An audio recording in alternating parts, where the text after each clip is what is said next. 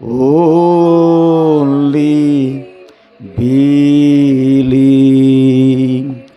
కేవలము నమ్ముము, కేవలము నమ్ముము, నమ్మువానికి సమస్తము సాధ్యము. Jesus is here, my Jesus is here, and all things are possible. Only believe. మంచిది.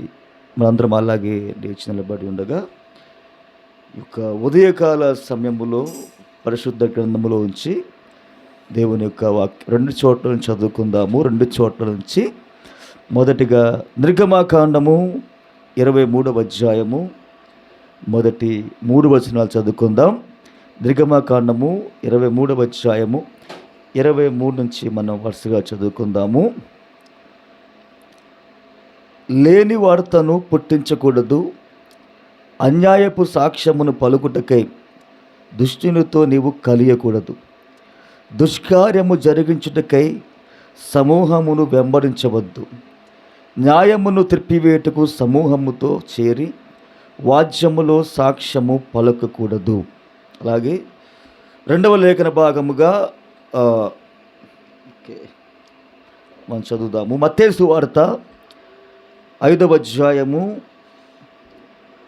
21 నుంచి వరుసగా చదువుకుందాము. మత్తయి సువార్త 5వ అధ్యాయము 21 నుంచి వరుసగా చదువుకుందాము. ఇది కొండ మీద ప్రసంగం. ఇది నరహత్య చేయవద్దు, నరహత్య చేయువాడు విమర్శకు లోనగునని పూర్వీకులతో చెప్పబడిన మాట మీరు విన్నారు కదా. నేను మీతో చెప్పినదేమనగా, తన సహోదరుని మీద కోప్పడు ప్రతివాడు విమర్శకు లోనగును. అంటే విమర్శ కంటే తీర్పు. తన సహోదరుని చూచి వ్యర్థుడా అని చెప్పువాడు మహాసభనకు లోనగును, ద్రోహి అని చెప్పువాడు నరకాగ్నికి లోనగును. కావున నీవు బలిపీఠమునొద్ద అర్పణము అర్పించుచుండగా నీ మీద నీ సహోదరునికి విరోధమేమైనను కలదని అక్కడ నీకు జ్ఞాపకము వచ్చిన ఎడల అక్కడ బలిపీఠము ఎదుటని నీ అర్పణ విడిచిపెట్టి మొదట వెళ్ళి నీ సహోదరునితో సమాధానపడము. అటు తరువాత వచ్చి నీ అర్పణను అర్పించుము. దేవుడు లేఖనము దీవించునుగాక. చిన్న ప్రార్థన చేసుకుందాం. మమ్మల్ని మిక్కిలిగా ప్రేమించిన మా ప్రియ పరలోకపు తండ్రి యేసయ్య, ఈ యొక్క మధ్యాహ్న కాల సమయములో మరొకసారి మీకు లెక్కలేని వందనములు, స్తుతులు, స్తోత్రములు చెల్లిస్తున్నాం ప్రభువా. యేసయ్య, గత కాలమంతా కూడా నీ కృపాస్తముల కింద మమ్మల్ని కాచి కాపాడి ఇంతవరకు కూడా సజీవ లెక్కలో ఉండి ప్రభువా, నీ యొక్క నామమును మేము ఆరాధించేందుకు, నీ యొక్క కృప కలిగిన మాటలు మేము వినేందుకు మీరు మాకు ఇచ్చిన ఆ గొప్ప సమయాన్ని బట్టి నిత్యముగా మీకు వందనాలు చెల్లిస్తున్నాం ప్రభువా. తండ్రి, ఈ యొక్క మధ్యాహ్న కాల సమయంలో ఈ యొక్క పైకప్పు క్రింద ఉన్న ప్రతి ఒక్కరిని కూడా మీరు దీవించండి, ఆశీర్వదించండి తండ్రి. మరి ఇప్పుడే నీ కుమారుడు ప్రార్థించాడు ప్రభువా, ఆ పరిశుద్ధాత్మ శుద్ధ హృదయం మాకు దయచేయండి. నీ వాక్యానికి మేము సంపూర్ణముగా లోబడే విషయాన్ని మాకు దయచేయ ప్రభువా. మాలో నుంచి ఆ రాతి హృదయాన్ని మీరు తీసివేయండి ప్రభువా. ఆ మాంసపు గుండెని మీరు దయచేయమని మేము ప్రార్థిస్తున్నాము. ఎందుకంటే మేము మా కాలం ఎప్పుడూ మాకు తెలియదు వాక్య ప్రకారంగా తండ్రి. ఒకవేళ ఇదే నా ఆఖరి గంటేమో, ఇదే నా ఒకవేళ ఆఖరి రోజేమో ప్రభువా, నీ వాక్యము ద్వారా నువ్వు మాతో మాట్లాడినప్పుడు ప్రభువా, మేము అందరము కూడా ఒక సంఘముగా మేము నీ వాక్యముతో సరి చేసుకునే కృప మాకు దయచేయమని ప్రార్థిస్తున్నాము తండ్రి. ఈ మధ్యాహ్న కాల సమయములో మా మధ్యలో మీరు ఉండండి దేవా. నాకు నోటి బూరగా నీ వాక్యమును తెరచి ప్రభువా, బలమైన పరిశుద్ధాత్మ అభిషేకమును ప్రభువా, ఆ వాక్శక్తిని మీరు మాకు దయచేయమని ప్రార్థిస్తున్నాం. మీరే ప్రతి ఒక్కరితో హృదయములతో సూటిగా మీరు మాట్లాడమని, దీవించమని యేసుక్రీస్తు నామములో ప్రార్థించి అడిగి వేడుకొంచున్నాము. ఆమేన్. మంచి దయచేసి కూర్చోనండి. అందరూ కూడా చక్కగా కుర్చీలో కూర్చొని చక్కగా మీరు మరి ప్రభువైన యేసుక్రీస్తు నామములో మరి యొక్క మధ్యాహ్న కాల సమయములో మరి కూడి వచ్చిన మీ అందరికీ కూడా ప్రభువైన యేసుక్రీస్తు నామములో మరి నాకు శుభావందన తెలియజేస్తున్నాను. మరి మంచిది, నిజంగా దేవుడు ఈ మధ్యాహ్న కాల సమయములో ఈ విధముగా మనము సమకూర్చబడి మరి దేవుని యొక్క వాక్యమును వినేందుకు దేవుడు మనకు సహాయం చేశాడు. ఆయన మరి నిజముగా ఈ దేవుని సన్నిధానములో ఏమైనా చూడటము, మరి దేవుని యొక్క వాక్యముతో ఆయన బల్ల చుట్టూత మనము సమకూర్చబడి ఆయనతో సహవాసం చేసేందుకు దేవుడు మనకిచ్చిన కృపను బట్టి నిజముగా దేవునికి మహిమ కలుగునుగాక, దేవునికి స్తోత్రం కలుగునుగాక. హల్లెలూయా. మరి ఈరోజు సాయంత్రం ప్రభు యొక్క చిత్తమైతే మనకు కమ్యూనల్ సర్వీస్ ఉంటుంది. ఈరోజు నేను ప్రభు యొక్క చిత్తమైతే నేను ఆల్రెడీ 2 వారాల క్రితం నేను మీకు చెప్పాను, మీరు వచ్చేటప్పుడు ఆ సహవాసం అనే వర్తమానం చదువుకోమని. మరి ఈరోజు నేను దాన్ని బేస్ చేసుకొని దేవుని ప్రవక్త ఆ సహవాసం అనే వర్తమానమును బోధించాడు ఆయన. దాంట్లో నేను ఒక ప్యారా నేను తీసుకోబోతున్నాను. దేవునికి స్తోత్రం కలుగునుగాక. దయచేసి మీరు ఇంటికి వెళ్ళిన తర్వాత ఒకవేళ చదవకపోతే మీరు 65వ సంవత్సరములో 12వ నెల 12వ తారీఖున వర్తమానం బోధించాడు ఆయన. నేను ఒకవేళ మీకు PDF కావాలంటే నేను దాన్ని మీకు వాట్సాప్ గ్రూపులో పెడతాను. మీరు డౌన్లోడ్ చేసుకొని ఆ ప్రింట్అవుట్ షాప్కి వెళ్ళి, జిరాక్స్ షాప్కి వెళ్ళి మీరు ఇస్తే కనుక అది ఒక 20 రూపాయలు ఎంత తీసుకుంటాడు. ఆ ప్రింట్అవుట్స్ మీకు చక్కగా మీకు పిన్ చేసి ఇస్తాడు. చదువుకోండి, సహవాసం అనే వర్తమానం చదువుకోండి. ప్రభు యొక్క చిత్తమైతే నేను ఎప్పుడైనా తీసుకుంటాను సబ్జెక్ట్ని నేను. కానీ దాంట్లోంచి ఈరోజు నేను ఒక ప్యారా నేను తీసుకోబోతున్నాను. దేవునికి స్తోత్రం కలుగునుగాక, దేవునికి మహిమ కలుగునుగాక. మరి సాయంకాలం మనకి ఆరాధన ఉన్నది. మరి ప్రభు యొక్క చిత్తమైతే 6 ఇవాళ సాయంత్రం నేను దేవుడు అనుమతిస్తే, దేవుని కృప అయితే నేను ఈరోజు ఏలియా కాలములో వచ్చిన ఆ చిన్న మేఘాన్ని గురించి నేను బోధిస్తాను. ప్రభు యొక్క చిత్తమైతే, ఇఫ్ గాడ్ విల్, దేవుని చిత్తమైతే మరి దేవుడే మనకు సహాయం చేయనుగాక. మరి నిజానికి నేను ఇది ఇప్పుడు బోధిద్దాం అనుకున్నాను, కానీ మరి దేవుడు మరి ఏదైతే ఒక హృదయములో పెట్టాడో నేను దాని ప్రకారంగా వెళ్ళాలి ఇప్పుడు. సో ఎందుకంటే చూడండి, ఒక డాక్టర్కి తెలుసు, ఒక నిజమైన డాక్టర్ ఏం చేస్తాడంటే ఆ సమయానికి ఆపరేషన్ కావాలా లేదా ఆయింట్మెంట్ కావాలా అనేది ఒక నిజమైన డాక్టర్ తెలుసు. దేవునికి స్తోత్రం కలుగునుగాక. అందుకనే మీరు ప్రవక్త వర్తమానాలు చదివితే దేవుని ప్రవక్త ఇలా అంటాడు ఆయన, ఇప్పుడు నేను సంఘములో కొన్ని బాంబులు పెట్టబోతున్నా అంటాడు ఆయన. తెలుసా మీకు? యోహాను సువార్త 6వ అధ్యాయంలో అనేకమైన సార్లు చెప్పాను నేను. దేవుడు సంఘములో బాంబులు పెట్టేశాడు. ఎందుకంటే ఆ బాంబులు పెడితేనే అక్కడ మొత్తం వేరైపోతారు, అక్కడ 3 గుంపులు వేరైపోతాయి. సంఘానికి కనుక ప్లెయిన్గా మనం వర్తమానం బోధించుకుంటూ వెళ్తే దేవుడు ఒక్కోసారి ఆయన మర్మాలు ఇస్తాడు, దేవుడు ఒక్కోసారి చిన్న ఆపరేషన్ చేస్తాడు ఆయన, దేవుడు ఒక్కోసారి సంఘానికి పెద్ద ఆపరేషన్ కూడా చేస్తాడు ఆయన. చిన్న ఆపరేషన్లు ఉంటాయి, పెద్ద ఆపరేషన్లు ఉంటాయి, ఉండవా? ఆ తర్వాత ఆపరేషన్ చేసేటప్పుడు అదేమి మెల్లగా ఉండదు, అది ఆపరేషన్ చేయాల్సిందే, తప్పదది. ఎందుకంటే 24 గంటలు కడుపులో నొప్పి వస్తూ ఉన్నప్పుడు నువ్వు డాక్టర్ గారి దగ్గరికి వెళ్ళినప్పుడు నీ డాక్టర్ గారు అంటారు, నువ్వంటో అయ్యా ఏదైనా మందుంటే మిగతానా ఇవ్వని. డాక్టర్ గారు ఏమంటారంటే లేదు నీకు పెద్ద ఆపరేషన్ చేసి మొత్తాన్ని కొవ్వు మొత్తాన్ని వేస్ట్ మొత్తాన్ని తీసి పక్కన పడేయాలంటాడు. అవునా లేదా? లేదు అయ్యా నాకు మందు బెల్లెత్తే నొప్పులు లేకుండా మిగుతాయంటే మింగితే బతకో. ఆపరేషన్ చేసి ఆ ప్రేగుని కట్ చేసేయాల దేవుడు ప్రవక్త. అందుకే నేను చెబుతాను, మీరు వర్తమానాలు చదవాలి, మీరు వర్తమానాలు మీరు వినాలి. అప్పుడు నేనేం మాట్లాడుతున్నానో మీకు అర్థమవుతుంది. దేవునికి స్తోత్రం కలుగునుగాక. కాబట్టి ఈ సమయానికి ఇప్పుడు ఏదైతే మరి ప్రవక్తలో ఉండి దేవుడు బోధించాడో నేను దాన్ని ఈరోజు మనం చూడబోతున్నాము. దేవుని కృపను బట్టి సాయంత్రం మనము ఏలియా కాలములో వచ్చిన మేఘము గురించి ప్రభు చిత్తమైతే మనం చూద్దాం. దేవునికి స్తోత్రం కలుగునుగాక. కానీ ఈరోజు కొంచెం ప్రభు చిత్తమైతే పెద్ద ఆపరేషన్ ఉంటుంది కొంచెం. దేవునికి స్తోత్రం కలుగునుగాక. అందరూ కూడా ఎవ్వరూ కూడా కోప్పడమాకండి. ఆమేన్. దేవునికి మహిమ కలుగునుగాక. చూడండి, నిజంగా ఈ రోజుకి మేఘములో దేవుడు వచ్చి నేటికి 63 సంవత్సరాల కాలం అయింది. ఆయన ఎప్పుడు దిగొచ్చాడంటే 1963వ సంవత్సరంలో దిగొచ్చాడు ఆయన. ఈ రోజుకి ఈ మేఘం మీద ఈరోజు చాలామంది ఏం చేస్తున్నారంటే లేని వార్తలు పుట్టిస్తూ ఉన్నారు ఈరోజు. చూడండి, అందుకనే లేఖనం అన్నది లేని వార్తను పుట్టించకూడదు, లేని వార్త పుట్టించిన వాళ్ళతో కూడా మనం కలవకూడదు ఎప్పుడు కూడా. దేవునికి స్తోత్రం కలుగునుగాక.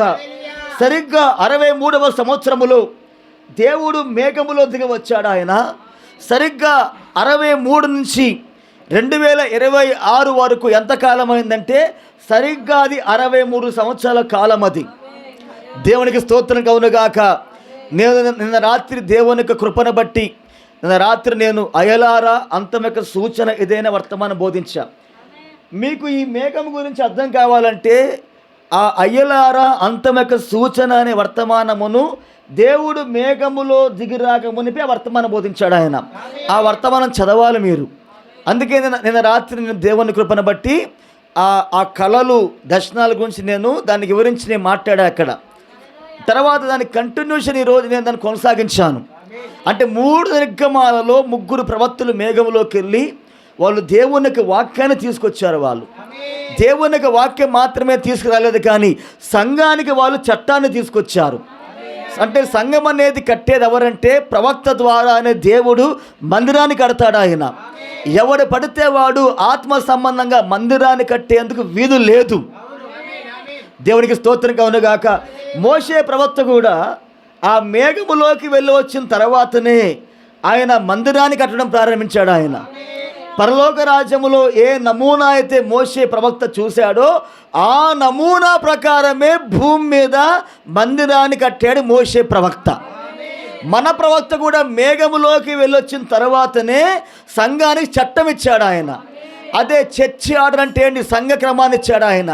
సంఘములో సాంగ్ లీడర్ ఎలా ఉండాలి, సంఘ పెద్దలట్టు ఉండాలా, పాస్టర్ అట్టు ఉండాలా, సువార్థికులట్టు ఉండాలా, సహోదరులట్టు ఉండాలా, సహోదరులట్టు ఉండాలా, సండే స్కూల్ టీచర్ అట్టు ఉండాలా, సండే స్కూల్ పిల్లలట్టు ఉండాలని చట్టాన్ని సంఘానికి దేవుడు ఇచ్చాడు. దేవునికి స్తోత్రం కలుగునుగాక. చట్టము లేకపోతే శిక్ష ఉండదు. అందుకని ఈ కాలంలో కూడా దేవుడు చట్టాన్ని ఇచ్చాడు ఆయన. అందుకని మేఘములోకి ప్రవక్తలు వెళ్ళి ఈ కాలంలో కూడా 7 ముద్రల గ్రంథాన్ని దేవుడు తీసుకొచ్చాడు. సంఘానికి దేవుడు ఎలా కట్టాలో కూడా ఆ బ్లూ ప్రింట్ దేవుడు ప్రవక్తకి ఇచ్చాడు ఈరోజు. దేవునికి స్తోత్రం కలుగునుగాక. నిజముగా ఆయన ప్రణాళికను బట్టి ఆయనకి మహిమ కలుగునుగాక. నేను చెప్పాను అక్కడ నిన్న రాత్రి సరిగ్గా ఫిబ్రవరి 28వ తారీఖున నిన్నటి రోజున అవి 7 గ్రహాలు కూడా ఒకే రేఖలోకి వచ్చినాయి. చూసారా? నేను గ్రూప్లో పెట్టాను. యాక్చువల్గా అది అక్కడ 6 గ్రహాలు ఉంది. కాదు, అది 6 గ్రహాలు కాదు. గూగుల్లోకి వెళ్ళి మీరు చూస్తే 7 ప్లానెట్స్ అన్నమాట. 7 గ్రహాలు నిన్న 28వ తారీఖున ఒకే రేఖలోకి వచ్చినాయి. నిన్న 28 ఏ తారీఖు అంటే జీవపుర సంఖ్య. అదే రోజున 63 సంవత్సరాల క్రితము 7 నక్షత్రాలు దిగొచ్చినాయి అక్కడ. మరి దానికి ముందు ప్రవక్త ఏం చెప్పాడో అవన్నీ కూడా నేను నిన్న రాత్రి బోధించాను. ఇప్పుడు సమయం కాదు ఇది. మన వాక్యంలోకి వెళ్దాం. హల్లెలూయా. దేవునికి మహిమ కలుగునుగాక. నిజంగా ఇది ఏ కాలం తెలుసా? అది ఎత్తబడే కాలంలో ఉన్నాం ఈరోజు. అంతే. ఈ 7 గ్రహాలు 28వ తారీఖున వచ్చినాయి అంటే దేవుడు ఏదో చేయబోతున్నాడు ఆయన. దేవుని ప్రవక్త 63లో 7 ముద్రలు బోధించే ముందల 63లో ఆ 7 నక్షత్రాలు, ఆ 7 దూతలు వచ్చే ముందర ఆకాశంలో ఏం జరిగిందంటే ఆ 5 గ్రహాలు కూడా ఒకే రేఖలోకి వచ్చినాయి. అప్పుడు ప్రవక్త అన్నాడు, ఈ 5 గ్రహాలు ఒకే రేఖలోకి వచ్చినాయి అంటే భూమి మీద దేవుడు దేన్నో చేయబోతున్నాడు ఆయన. దాన్ని ప్రవక్త ఆత్మీయముగా పోల్చి మాట్లాడాడు. దేవుడు త్వరలోనే, నాకు అర్థమవుతున్నది, గొప్ప వాక్య ప్రత్యక్షతలు ఆయన తెరవబోతున్నాడు సంఘానికి అని ప్రవక్త బోధించాడు ఆయన. ఆ విధంగానే 63లో దేవుడు దిగొచ్చాడు. గొప్ప వాక్య ప్రత్యక్షతలు దేవుడు వధువుకు ఆయన బయలుపరిచాడు ఆయన. అవునా కాదా? ఇప్పుడు కూడా 28వ తారీఖున సరిగ్గా 7 గ్రహాలు ఒకే రేఖలకు వచ్చినాయి అంటే మేఘం దిగి వచ్చిన రోజునే సంథింగ్ త్వరలోనే ఏదో జరగబోతా ఉన్నది. దేవునికి స్తోత్రం కలుగునుగాక. అందుకే నేను గత కొద్ది రోజులుగా నేను ఆలోచిస్తూ ఉన్నప్పుడు ఒకటే అర్థమవుతుంది. పోయిన వారం చెప్పే కదా, ప్రసంగి గ్రంథ ప్రకారంగా మన కాలము ఎప్పుడు వచ్చునో మనకు తెలియదు ఎప్పుడు కూడా. దేవునికి స్తోత్రం కలుగునుగాక. ఎందుకంటే ఈరోజు ఉన్న మానవులు రేపు కనబడతలేదు. ఈ గంట ఉన్న సహోదరులు రేపు తర్వాత గంట కనబడతలేదు. దేవునికి స్తోత్రం కలుగునుగాక. అందుకనే దేవుని ప్రవక్త ఎప్పుడు కూడా ఆయన వాక్యాన్ని ఉన్నట్టుగా బోధించేశాడు ఆయన. ఎందుకంటే ఒక సేవకుడిగా, ఒక ప్రవక్తగా ఆయన వాక్యాన్ని ఉన్నట్టుగా చెప్పినప్పుడు 5 రకాల పరిచర్లో ఉన్న సేవకులు కూడా ఆయన బోధించిన వాక్యాన్ని అలాగే బోధించాలి. దానిలో ఏది కలపకూడదు, తీయకూడదు ఎప్పుడు కూడా. దేవునికి స్తోత్రం కలుగునుగాక. ఎందుకంటే మనకు తెలియదు, మన చిన్న సంఘం. కానీ మన చిన్న సంఘమైనా పెద్ద సంఘమైనా 100 మంది ఉన్నా ఆ 100 మందిలోనో 10 మందిలోనో 30 మందిలోనో ఇప్పుడున్న వ్యక్తి రేపొద్దున ఉండడు. అవునా కాదా? దేవుడు ఆ రోజు ఏ వాక్యమైతే బోధించమని దేవుడు ప్రేరేపించాడో అదే వర్తమానం బోధించాలి నేను. ఇప్పుడు నేను దాన్నే చెప్పబోతా ఉన్నా ఈరోజు. దేవునికి స్తోత్రం కలుగునుగాక. సాయంత్రం ప్రభు యుద్ధమైతే మనం మేఘ వర్తమానంలోకి వెళ్దాం. దేవునికి మహిమ కలుగునుగాక. చూడండి, దేవుని వాక్యం అంటున్నది నిర్గమకాండములో లేని వార్తను పుట్టించకూడదు అంటే ఇంగ్లీష్ బైబుల్ ఏముంటుందంటే ఫేక్ న్యూస్ అంటే అర్థం ఏంటి? ఫేక్ అంటే ఏంటంటే యాక్చువల్గా లేదు అది, కానీ ఉంది కానీ లేదు. అర్థమవుతుందా? అంటే లేని వార్తను ఎవరు కూడా పుట్టించకూడదు ఎప్పుడు కూడా. ఈరోజు దేవుని వర్తమానం మీద, ఈ మేఘం మీద చాలామంది కూడా లేని వార్తలు పుట్టించకుండా వచ్చారు. చూడండి, లేని వార్తలు ఎవరైతే పుట్టించకుండా వచ్చారో వాళ్ళు చరిత్రలో కనుక మనం చూస్తే ఘోరమైన శాపాన్ని పొందుకున్నారు అక్కడ. దేవునికి స్తోత్రం కలుగునుగాక. దేవుని వాక్యానికి నువ్వు ఎప్పుడైతే వ్యతిరేకంగా వెళ్తున్నావో ఆజ్ఞ అతిక్రమమే పాపము. దేవుని వాక్యంలో ఏముందంటే లేని వార్తను పుట్టించకూడదు అంటే ఎల్లప్పుడూ కూడా ఫేక్ న్యూస్ అనేది నువ్వు వ్యాపింప చేయకూడదు, పుట్టించకూడదు. ఎప్పుడైనా సరే మనము ఒక వ్యక్తి మీద లేదా ఇతర వ్యక్తుల మీద మనము వాక్యము మీద ఎప్పుడైతే లేని వార్తలు పుట్టిస్తామో అదుగో దాని ద్వారా మనము ఒక శాపాన్ని పొందుకుంటాం అక్కడ. దాని ద్వారా మనము తీర్పు అనే పంటను పొందుకుంటాం అక్కడ. దేవునికి స్తోత్రం కలుగునుగాక. అన్యాయపు సాక్ష్యమును పలుకుటకై దుష్టులతో నీవు కలియకూడదు. లేని వార్త పుట్టించడం మాత్రమే తప్పు కాదు, లేని వార్తను పుట్టించిన సమూహముతో కలవడం కూడా పాపమే. ఆజ్ఞ అతిక్రమమే పాపం. పాపము పండి మరణానికి అంటది. దేవునికి స్తోత్రం కలుగునుగాక.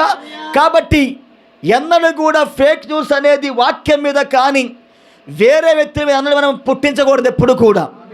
అలా మనం చేస్తున్నామంటే తప్పకుండా అది లేఖనానికి, వాక్యానికి వ్యతిరేకం. అది తప్పుడు వార్తలు పుట్టించే వాళ్ళతో మనము కలవకూడదు.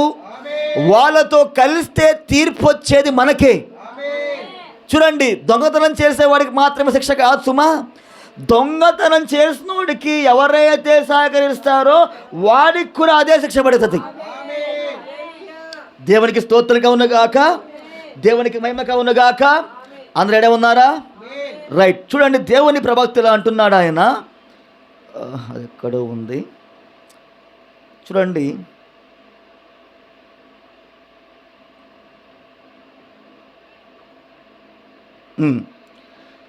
చూడండి, వర్తమానం పేరేనంటే 3 రకాల విశ్వాసులు. నేను దీనిలోంచి వాక్యానికి వెళ్తాను. చూడండి, 3 రకాల విశ్వాసుల్లో దేవుని ప్రవక్త అంటున్నాడు, విశ్వాసి ప్రశ్నించాడు. ఆమేన్. విశ్వాసి ఏం చేయడు? ప్రశ్నించాడు. ఎవరు ఏమి చెప్పినా, అది ఇటు కనిపించినా, అది ఎంత అసాధ్యముగా ఉన్నా కానీ విశ్వాసి దాన్ని నమ్మును. ఈ మేఘం ఏంటి? ఇది ఎలా వచ్చింది? ఇది నిజమేనా? వాక్యం నిజమేనా? వర్తమానం నిజమేనా? ఇది కరెక్టేనంటావా అని విశ్వాసి ప్రశ్నించడు. అది ఎంత అసాధ్యముగా ఉన్నా కానీ విశ్వాసి దానిని నమ్ముతాడు, వాక్యాన్ని. దేనిని నమ్మును? వాక్యమును. ఆమేన్. వాక్యమునే విశ్వాసి నమ్ముతాడు, ఆచారమును కాదు, వాక్యమునే నమ్మును. సంఘశాఖని కాదు, వాక్యమునే నమ్మును. ఎవరో ఏదో చెప్పిన దానిని కాదు. కల్పిత గాథలు, ఫేక్ న్యూస్ నమ్మమాకండి ఎప్పుడు కూడా. వాక్యమే నమ్ముతాడు విశ్వాసి. దేవునికి స్తోత్రంగా ఉన్నగాక. వాక్యము ఏమి చెప్పుచున్నదో దానినే నమ్మును. మేఘము ప్రకటన 10:1, మేఘము లూకా సువార్త 17:30 ఉన్నది. వాక్యము చెప్పిన దానిని విశ్వాసం నమ్ముతాడు. అంతేగాని ఫేక్ న్యూస్ అంటే అర్థమేంటి తెలుగులా? లేని వార్త నమ్మడు విశ్వాసి. ఆమేన్. చూడండి, హల్లెలూయా. ఇప్పుడు గుర్తుంచుకోండి, అతడే విశ్వాసి. విశ్వాసి ప్రశ్నించడు. అది ఎలా జరిగిద్ది అని ప్రశ్నించడు విశ్వాసి. ఆమేన్ అని విశ్వాసి అడుగడు. అది ఎట్లా జరుగుతుందో నాకు తెలిసే బాగుండును అని అడిగేవాడే అవిశ్వాసి అగును. అది ఏది ఏమైనా కానీ అది వాక్యమైతే అది వాక్యముగానే ఉండును. విశ్వాసి వాక్యాన్ని వాక్యంగా తీసుకుంటాడు, వాక్యమును వాక్యముగా నమ్ముతాడు. అది నిజం, అతడే విశ్వాసి అగును. ఆమేన్. ఇప్పుడు విశ్వాసి వాక్యాన్ని నమ్ముతాడు ఆయన. విశ్వాసి ప్రకటన 1 నమ్ముతాడు ఆయన. విశ్వాసి లూకా సువార్త 17 ప్రకారంగా ఆయన ప్రత్యక్షమైన నమ్ముతాడు ఆయన. విశ్వాసి ప్రశ్నించడు. దేవునికి స్తోత్రం కలుగునుగాక. అందరికీ ఆమేన్ చెప్పండి. వింటున్నారా? విశ్వాసి వాక్యాన్ని ప్రశ్నించాడు కూడా. ఎప్పుడు కూడా విశ్వాసి ఎప్పుడు వాక్యానికి లోబడతాడు. ఎందుకంటే వాక్యానికి లోబడే గుణమే దేవుడు ఆయన పిల్లలే పెట్టాడు ఆయన. చూడండి, దేవుడు యొక్క ప్రవక్త ఆయన బోర్డు మీద ఒక బొమ్మ గీశాడు ఆయన. ఇదేంటంటే శరీరము. ఆమేన్. ఆ తరువాత ఉండేది ఆత్మ. లోపల ప్రాణం ఉంటుంది. ప్రాణం అంటే ఏదో కాదు, రక్తం అది. దేవుని ప్రవక్త ఏమన్నాడంటే, శాస్త్రవేత్తలు హృదయాన్ని పరిశీలించినప్పుడంట ఆ హృదయము గుండె లోపల ఒక గది ఖాళీగా ఉందంట. ఏదంట? ఆ గది లోపల చిన్న రక్తకణం కూడా లేదు. శాస్త్రవేత్తలకు అర్థం కాలేదు. మిగతా గదుల్లో రక్తం ప్రవహిస్తూ ఉంది, కానీ ఈ చిన్న గదే ఎందుకు ఖాళీగా ఉంది అని శాస్త్రవేత్తలు నేటికి వాళ్ళు పరిశీలన చేస్తూ ఉన్నారు. ప్రవక్త ఏమన్నాడంటే, ఆ గది ఎందుకు ఖాళీగా ఉన్నదంటే, ఆ గది విశ్వాసి హృదయములో దేవుడు ఏర్పాటు చేసుకున్న స్థలం అన్నాడు ఆయన. దేవుడు ఆయన పిల్లల్లో నివాసం ఉండేందుకు దేవుడు వారి హృదయాల్లో వారికి హృదయాన్ని ఎందుకున్నాడు ఆయన. అదే ప్రాణమై ఉన్నది. దేవుడు ప్రాణములో ఉంటాడు అంటే దేవుడు హృదయములో ఉంటాడు. అదే ప్రాణము. శరీరము, ఆత్మ, ప్రాణము. ఆమేన్. ఇప్పుడు నీ ప్రాణములో వాక్యాన్ని నమ్మే విశ్వాసమైనా ఉండాలా? అంటే దేవుడైనా ఉండాలి.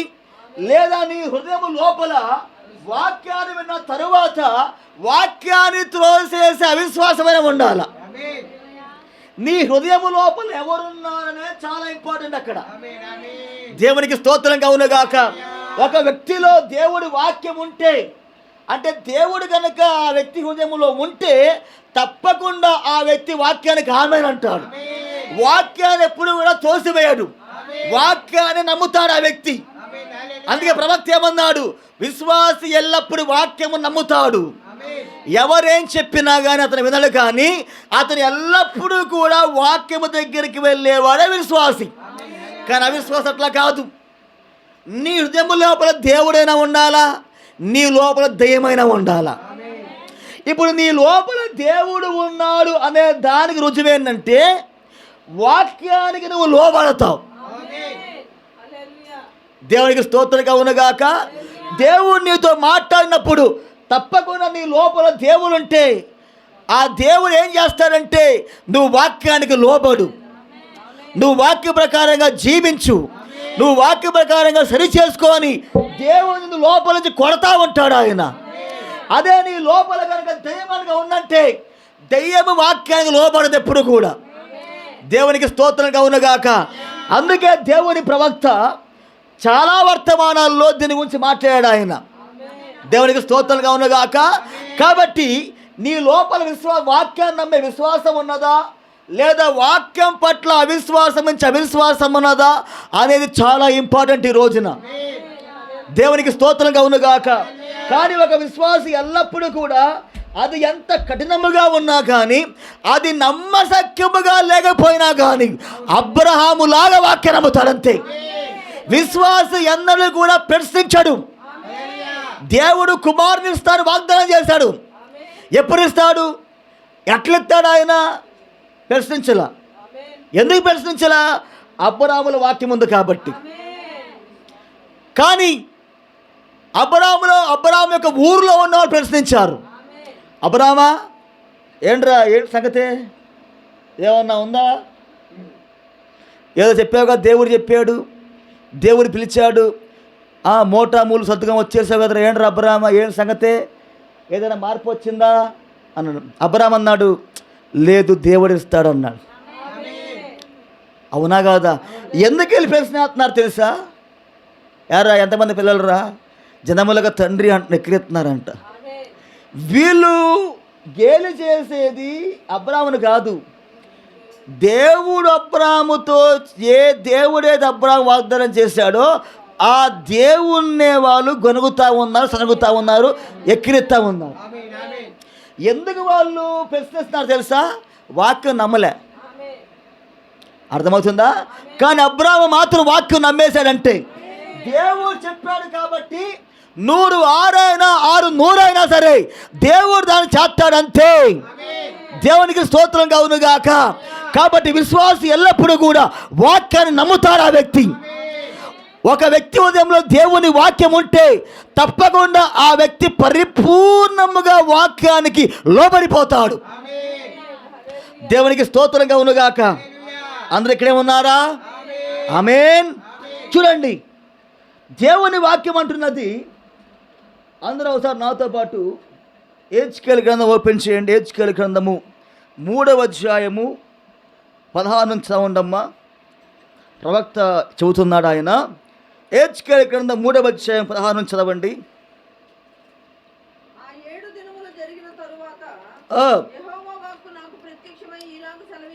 ఆ 7 దినములు ప్రత్యక్షమైన తరువాత యెహోవా వాక్కు హెచ్కేల్ దగ్గరికి వచ్చింది. ఈ కాలంలో కూడా దేవుడు హెచ్కేల్ లాంటి ప్రవక్తను కలిగి ఉన్నాడు ఆయన.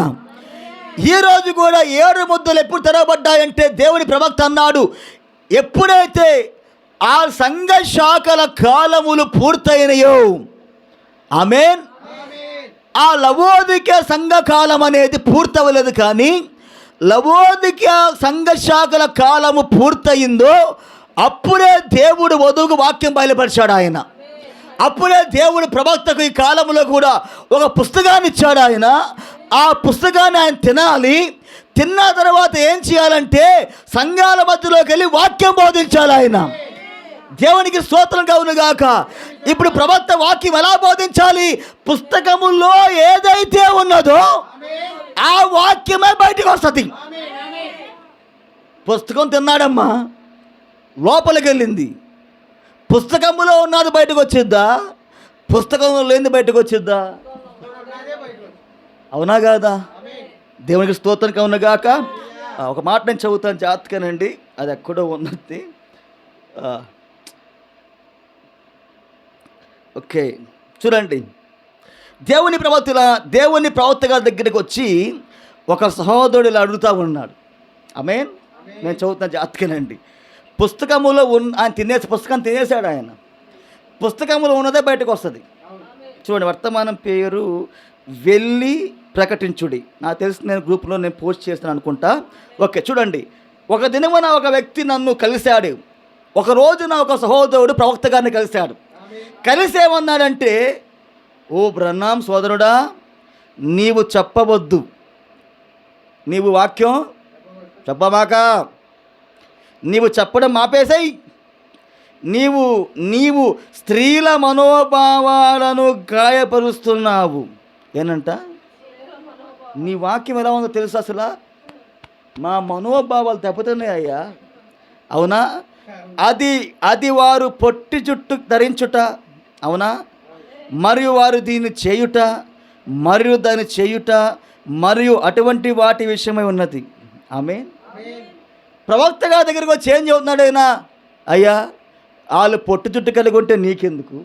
పొట్టి బట్టలు వేసుకుంటే నీకెందుకయ్యా? అయ్యా, వాళ్ళు ఎత్తుమనాలు చెప్పులు వేసుకుంటే నీకెందుకయ్యా? ఈ వాక్యం మాకు చెప్పమాకయ్యా, ఎందుకంటే మా మనోభావాలు దెబ్బతిన్నాయి అయ్యా. అవునా కాదా? అటువంటి వాటి విషయమే ఉన్నది. నేను ఇట్లా అన్నాను, నేను వారికి చెప్పని యెడల వారికి ఎవరు చెబుతారు? అసలు నేను వాళ్ళకి వాక్యం బోధించకపోతే వాళ్ళకి ఎవరు బోధిస్తారు వాక్యాన్ని? అర్థమవుతుందా? ఈరోజు సంఘములో ఏ సంఘానికి ఆ సంఘానికి పాస్టర్ ఇచ్చాడు, పాస్టర్ని ఇచ్చాడు.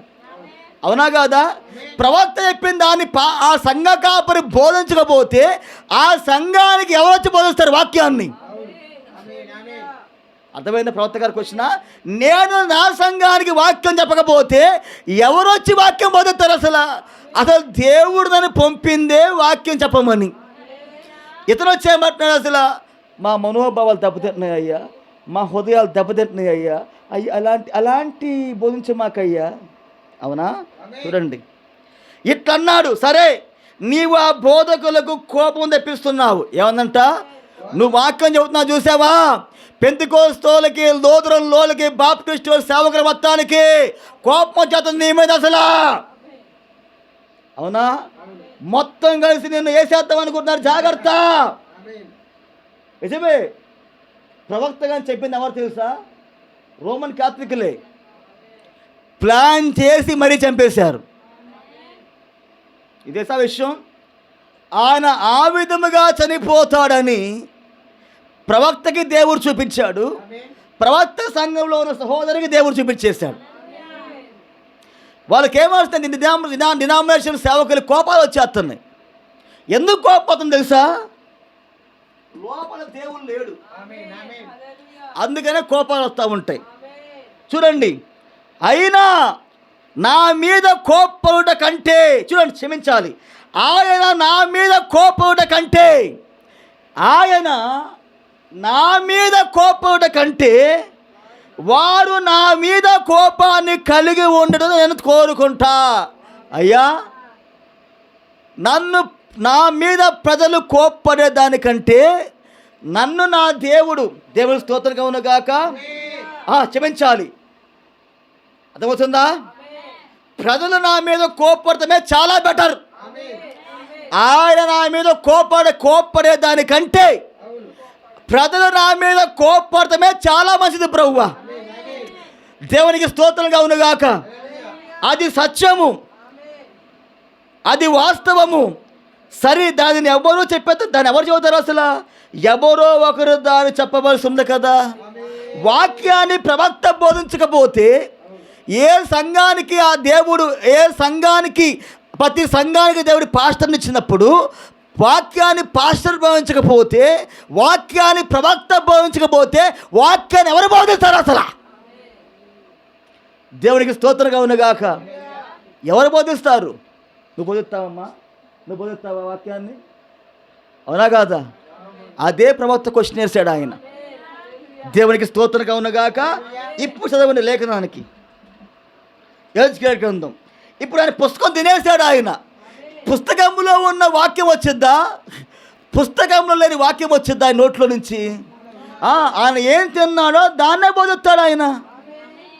ఆమేన్. చూడండి, నరపుత్రుడా, ఇశ్రాయేలీయులకు కావలిగా నేను నిన్ను నియమించి ఉన్నాను. కావలివాడా, కావలివాడా, రాత్రి ఎంత వేళ అయినది. దేవునికి స్తోత్రం కలుగును గాక. పాత నిబంధన కాలములో రాజుగారు ఏం చేసేవారంటే ఆ దేశములో ఒక ఎత్తైన బురుజు కట్టేవాళ్ళు. బురుజు అంటే అండి ఎత్తైన టవర్. అర్థమవుతుందా? దేవునికి స్తోత్రం కలుగును గాక. ఒక ఎత్తైన టవర్ కట్టేటోళ్ళు, ఆ టవర్ మీద ఒక మనిషి నిలబడేటోడు, ఒక మనిషి. ఎందుకని? అయ్యా ఆమేన్. ఆ దేశంలోనే ఎత్తైన టవర్ ఉండేది. మీరు సినిమాలు చూసారా? పాతకాలంలో రాజుల కాలం సినిమాల్లో మీరు చూస్తే ఎత్తైన టవర్లో ఒకరు నిలబడతాడు.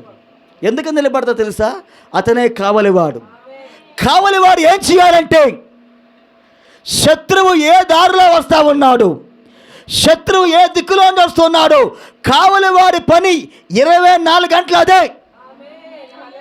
శత్రువు ఎలా వస్తున్నాడు, శత్రువు ఏ దిక్కులో వస్తా ఉన్నాడు, శత్రువు ఏ రూపంలో వస్తా ఉన్నాడు, కావలివాడు చూడాలా.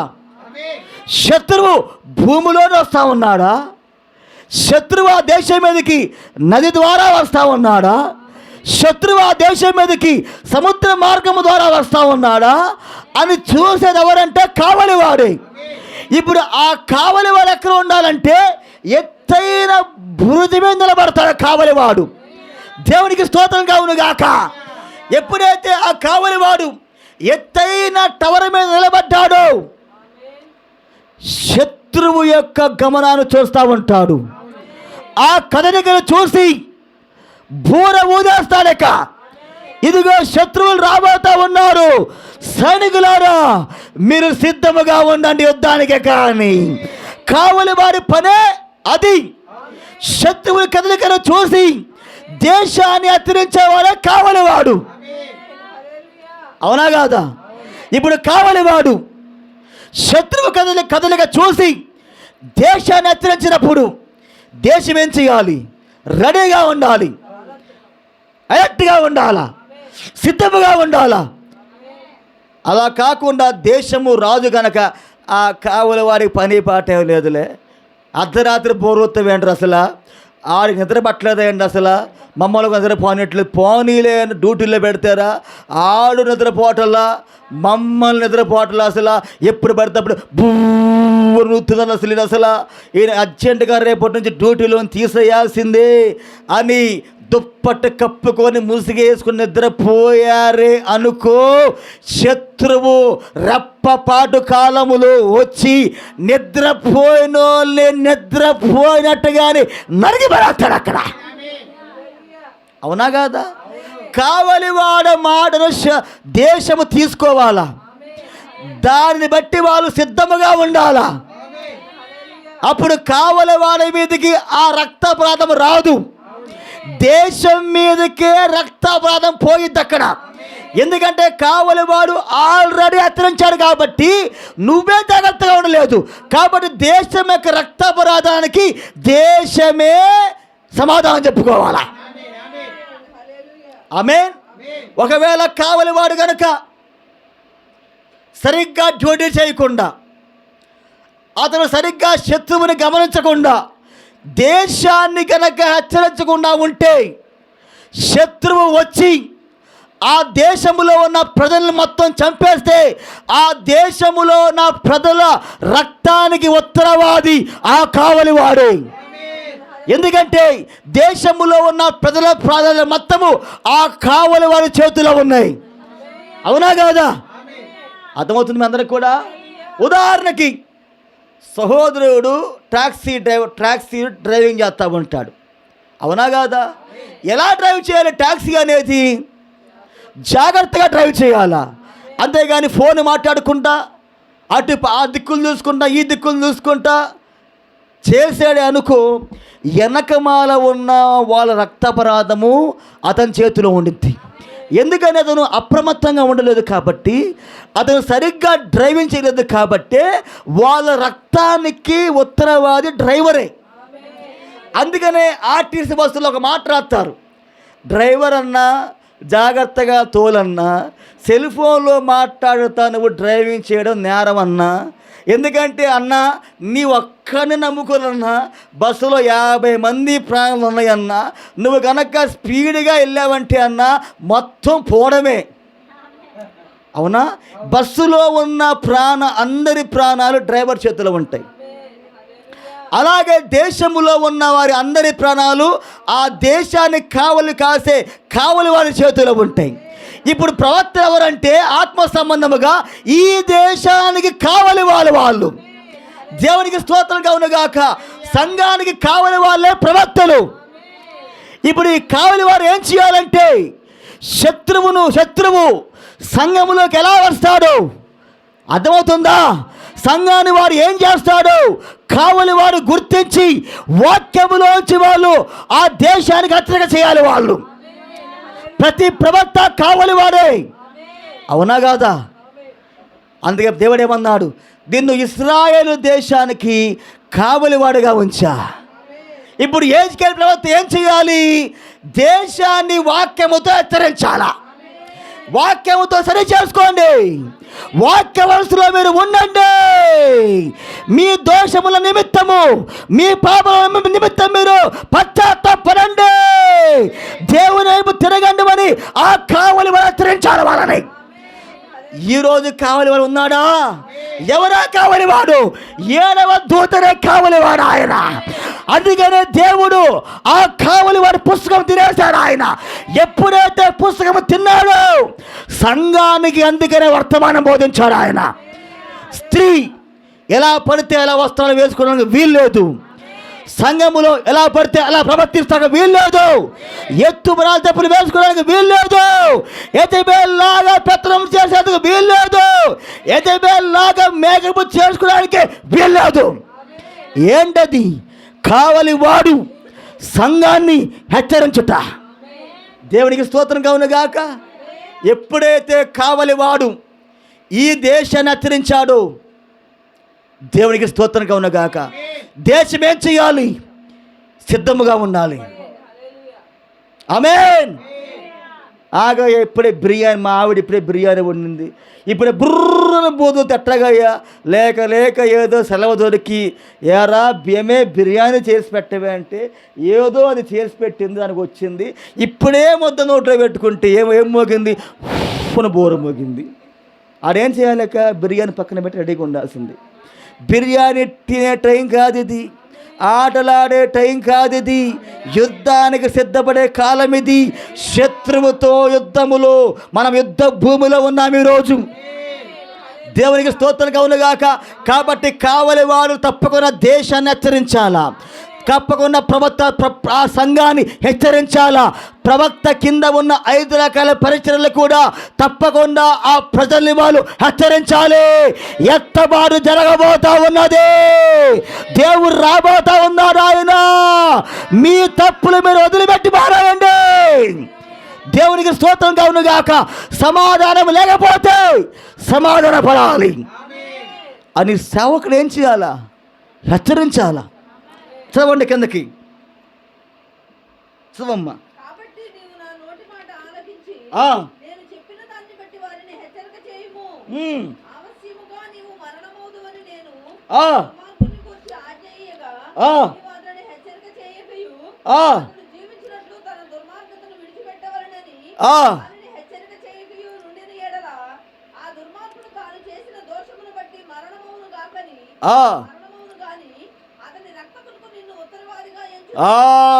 దేవుడు వాక్యముతో దేశాన్ని హెచ్చరించమన్నప్పుడు ప్రవక్త ఏం చేయాలి?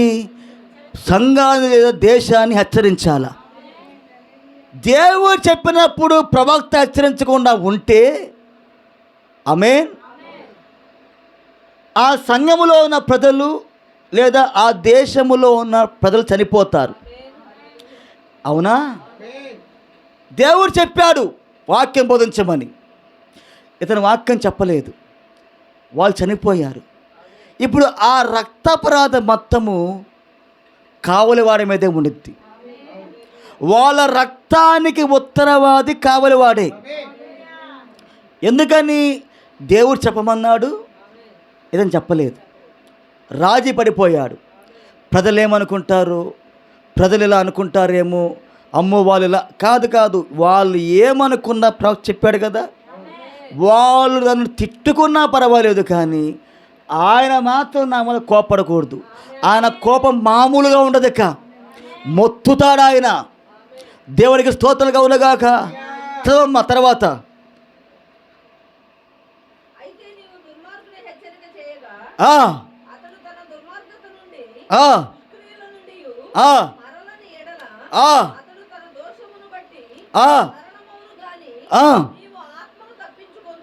చూడండి,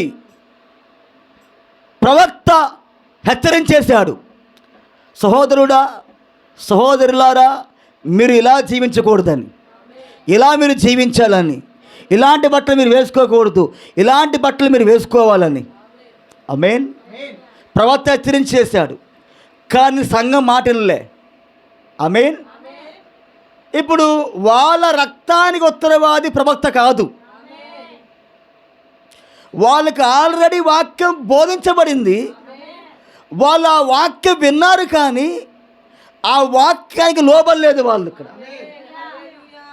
ఆమేన్. దేవునికి స్తోత్రంగా ఉన్నగాక. వాక్యానికి ఎందుకు లోబడలేదంటే వాళ్ళ లోపల అవిశ్వాసం ఉంది కాబట్టి వాక్యానికి లోబడలా. అప్పుడు దానికి వాళ్ళ రక్తం యొక్క అపరాధం అనేది ప్రవక్త మీద ఉండదు. ఆయన బోధించాడు, కానీ వాళ్ళు సరి చేసుకోవాలా. ఆయన వాక్యం బోధించాడు, ఇలా చేయాలి, ఇలా చేయకూడదని, ఇలా ఉండాలి, ఇలా ఉండకూడదని, కానీ వాళ్ళు లోబడాల్సింది పోయి వాళ్ళు అలాగే చేసుకుంటూ పోతా ఉన్నప్పుడు ఆ రక్తానికి ఉత్తరవాది ప్రవక్త కాదు. వాళ్ళ రక్తానికి వాళ్ళే ఉత్తరవాదులై ఉంటారు. మీకు అర్థమవుతుందా? దేవునికి స్తోత్రంగా ఉన్నగాక. అందుకనే ప్రతి ప్రవక్త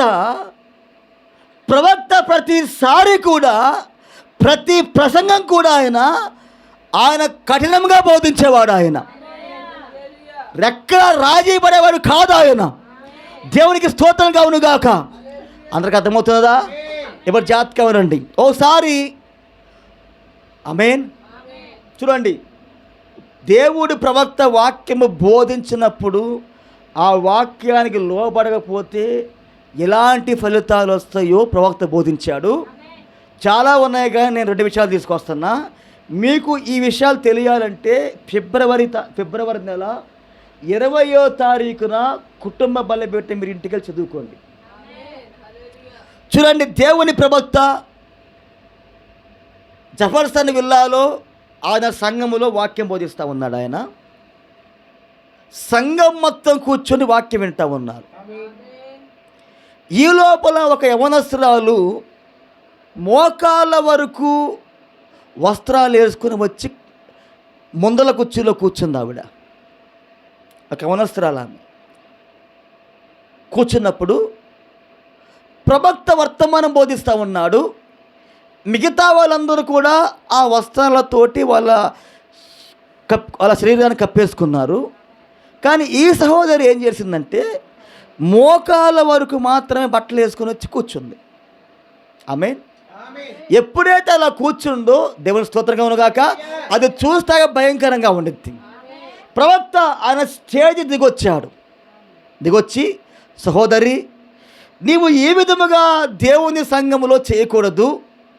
ఒక స్త్రీ అనేది ఆమె పూర్తిగా వస్త్రాలు ధరించుకోవాలి, వాక్యం ఇలా చెబుతుంది అని ప్రవక్త ఏం చేశాడంటే చెప్పి ఆయన వేసుకున్న కోటు తీసి ఆ సహోదరి కప్పాడు ఆయన. ఆమేన్. ఇప్పుడు నిజముగా ఆ సహోదరి లోపల దేవుని వాక్యం ఉంటే కనుక ప్రవక్త గారు చెప్పిన వాక్యానికి లోబడేది. నిజమే, ఇది చర్చి, ఇది మనం ఇలా రాకూడదు, మనం పూర్తిగా వస్త్రాలు వేసుకొని రావాలని ఆమె లోపల దేవుని వాక్యం ఉంటే వాక్యానికి లోబడేది. కానీ ఆ సహోదరి ఏం చేస్తుందో తెలుసా? వెంటనే లేచి ప్రవక్త గారు ఇచ్చిన కోటు తీసి ఇసిరిబారేసి ఆ సంఘములో నుంచే ఆ సహోదరి ప్రవక్త ఇలా అంటాడు, పెదవి విరుచుట అని అర్థం ఏంటి? పెదవి విరుచుట అంటే ఆయన్నిక ఆ సంఘములో నుంచే తిట్టుకుండా వెళ్ళిపోయింది ఆమె. ఇక ఇలా ఉండాలంట, అలా ఉండకూడదంట. మన అమెరికా వాళ్ళం ఇలా లేకపోతే ఎలా ఉంటాం అసలు? ఆమెన్. సంఘములో నుంచే ఆమె ఆ ప్రవక్త గారిని తిట్టుకుంటా ఆ వీధి మొత్తం కొనుక్కుంటా వెళ్ళిపోయిందాక ఆమె. ఆమెన్. ఇప్పుడు ఆమె ఏముంది? వాక్యానికి అడ్డం జరిగిందంటే అవిశ్వాసం ఉంది. ప్రవక్త అంటాడు, ఎప్పుడైతే సంఘములోంచి ఆమె పెదవి విరుచుకుంటా అంటే ఆమె తిట్టుకుంటా వెళ్ళిందో మొత్తము కూడా దేవుడు దాన్ని చూశాడు. దేవుని వాక్యం ఏమో తెలుసా? ఆయన సేవకుల కోసము రాజుల సవిధంగా దించాడు ఆయన. మిమ్మల్ని గౌరవించేవాడు నన్ను గౌరవించినట్టే, నువ్వు దేవుని సేవకుని గౌరవిస్తే దేవుడు నిన్ను గౌరవిస్తాడు. ఆయన మిమ్మల్ని తృణీకరించేవారు నన్ను తృణీకరించినట్టే అన్నాడు ఆయన. దేవునికి స్తోత్రం కలుగును గాక. ఎప్పుడైతే ఆ సహోదరి ప్రవక్త గారు కప్పిన ఆ చొక్కాని ఆమె ఇసిరి పడేసి సంఘములోంచే ఆయన తిట్టుకుంటా గొనుక్కుంటా వెళ్ళిపోయిందో, సరిగ్గా 2 రోజులకి ప్రవక్త గారికి ఫోన్ కాల్ వచ్చింది. వాళ్ళ భర్త ఫోన్ చేశాడు, అమ్మాయి భర్త ఫోన్ చేశాడు, అయ్యా బ్రదర్ బ్రానం, నా భార్య చాబతుకులో ఉందయ్యా, మీరు వచ్చి గనక ప్రార్థన చేస్తే నా భార్య బ్రతికిద్దయ్యా అని ప్రవక్త గారికి ఫోన్ చేసినప్పుడు ఆ ప్రవక్త గారు అప్పుడే కూటమైద్ది. ఆయన కారు తీసుకొని ఎంత వేగముగా రావాలో అంత వేగముగా ఆ సహోదరి ఇంటికి వెళ్తాడు. వెళ్ళి కారు ఆపి ఇంటి లోపలికి వెళ్ళే లోపల ఆ సహోదరి అప్పటికే చనిపోయి ఉండిద్ది. అప్పుడు ఆమె భర్త అంటాడు, బ్రదర్ బ్రానం, ఇప్పటికైనా సరే మీరు ప్రార్థన చేస్తే నా భార్య లేచి నిలబడిద్ది అంటాడు ఆయన. అప్పుడు ప్రవక్త ఈ మాట అంటాడు, చెట్టు ఎటువైపు అయితే ఒరిగిందో అటువైపే పడిద్ది. మోసపోకిడి దేవుడు వెక్కిరించబడడు. మనుషుడు ఏదైతే విత్తుతాడో దాన్నే కోసుకుంటాడు. దేవునికి స్తోత్రంగా ఉన్నగాక. ప్రవక్త అంటాడు అక్కడ, ఇంటికెళ్ళి మీరు చదువుకోండి, ఆమె చనిపోయేటప్పుడంట ఎంతో వేదన పడింది ఆమె. ఎందుకు ఆ వేదన పడింది తెలుసా? ఎప్పుడైనా గుర్తుపెట్టుకోండి, మీరు దేవుని వాక్యం విని ఇది సత్యమని మీకు అర్థమైనప్పుడు మీరు కనుక ఈ వాక్యాన్ని త్రోసేసారు అనుకో, వెంటనే మిమ్మల్ని దయ్యాలు పట్టేసుకుంటాయి. మీకు తెలుసా విషయం? ప్రవక్త చెప్పాడు ఆయన, నీ లోపల ఉన్నది ఒకటే దయ్యం, ఒక దయ్యమే ఉంది, కానీ నువ్వు వాక్యం తోసి పాడేసావు నాకొద్దు అని. ఎప్పుడైతే నువ్వు సత్యాన్ని విని నువ్వు సత్యాన్ని నువ్వు తోసివేసావో దయ్యాలు మొత్తం నీ మీదకి వచ్చేస్తాయి. నిన్ను ఆ రోజు నుంచే ఆ సంబంధం ఉంటే నేను నీ పని పడతావు స్టార్ట్ చేస్తాయి యొక్క నిన్ను బాధిస్తూ ఉంటాయి, నిన్ను ఏడిపిస్తూ ఉంటాయి, నీ కుటుంబంలో పని చేస్తూ ఉంటావు. అవి ఎందుకు వచ్చింది తెలుసా? వాక్యాన్ని నువ్వు నమ్మకుండా తోచేసావు కాబట్టి నీ కుటుంబంలో యొక్క మనశ్శాంతి అనేదే ఉండదు. రోగాలు, వ్యాధులు, గొడవలు, తగాదాలు. దేవునికి స్తోత్రంగా ఉన్నగాక. నువ్వు చేసే ఉద్యోగము కావచ్చు, నువ్వు చేసే వ్యాపారము కావచ్చు, నువ్వు చేసే పని కావచ్చు, అది ఎన్నడూ కూడా వృద్ధిని పొందుకోలేదు. ఎందుకు తెలుసా? సత్యము తెలుసు కూడా దాన్ని నమ్మకుండా దానికి లోపడకుండా తోసేసినప్పుడు ఆ వ్యక్తిని దయ్యాలు పట్టేసుకుంటాయి. ఆమేన్. దేవునికి స్తోత్రంగా ఉన్నగాక. అప్పుడు ప్రవక్త అంటాడు, ఆమె గొనిగింది నా మీద కాదు, ఆయన మీద గొనిగింది. భయంకరమైన తీర్పు వచ్చేసి సహోదరులారా. అందుకనే ప్రవక్త అన్నాడు, నీకు వాక్యము అర్థం కాకపోయినా నువ్వు మౌనంగా ఉండు. నీకు ప్రకటన 10:1 అర్థం కాకపోయినా నువ్వు మౌనంగా ఉండు. అంతేగాని ఆ మేఘము మీద, వాక్యము మీద, వాక్యము బోధించిన ప్రవక్త మీద, వాక్యము బోధించిన సేవకుని మీద నువ్వెన్నడూ గొనగమాక. నువ్వు గొనిగేది పాస్టర్ మీద కాదు, ప్రవక్త మీద కాదు, నువ్వు గొనిగేది ఆయన మీదే. అవునా? ఉదాహరణకి మీరు ప్యాషన్ ఆఫ్ క్రైస్ట్ మూవీ చూసారా? చూడండి. ఆ మూవీలో నిజంగా ఆ డైరెక్టర్ చాలా చక్కగా చూపించాడు. ఆయన ఎప్పుడైతే యూదా ఇస్కరియోతు యేసు క్రీస్తుని అప్పచెప్పేస్తాడో, అంటే తోసేసాడో, అప్పుడు ఏమైతే తెలుసా?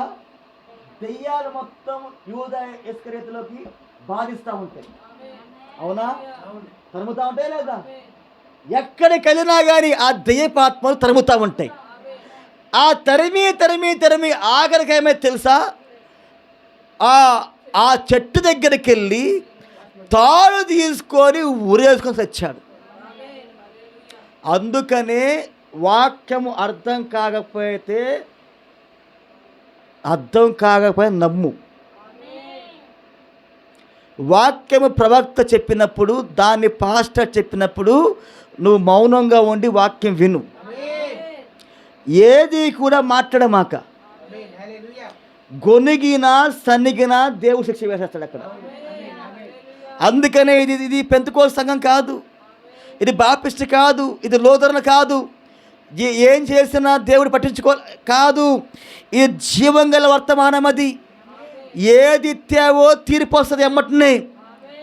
చూడండి, ఎప్పుడైతే వాక్యం తోసేస్తాడో అదే మృగమక ముద్ర, అదే దెయ్యాలు అప్పుడే నిన్ను పట్టుకుంటాయక. దెయ్యాలు నిన్ను తరవడం ప్రారంభిస్తే ఇక్కడ దేవునికి స్తోత్రంగా ఉన్నగాక. ఇక నీకు ఎక్కడికి వెళ్ళినా కానీ మనశ్శాంతి ఉండదుక. దానికి ఒక్కటే మార్గం, వాక్యము దగ్గరికి వచ్చి పశ్చాత్తాపడమే ఒక్కటే మార్గం దానికి.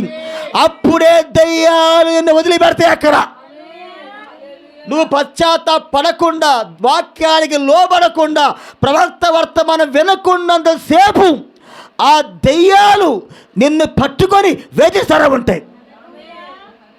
ఆమేన్. ప్రవక్త ఇంకో మాట చెప్పాడు ఆయన. హల్లెలూయా. చూడండి, ప్రవక్త గారి కాలము కంటే ముందుల కాలములా ఒక వృద్ధుడైన పాస్టర్ గారు ఉన్నారు.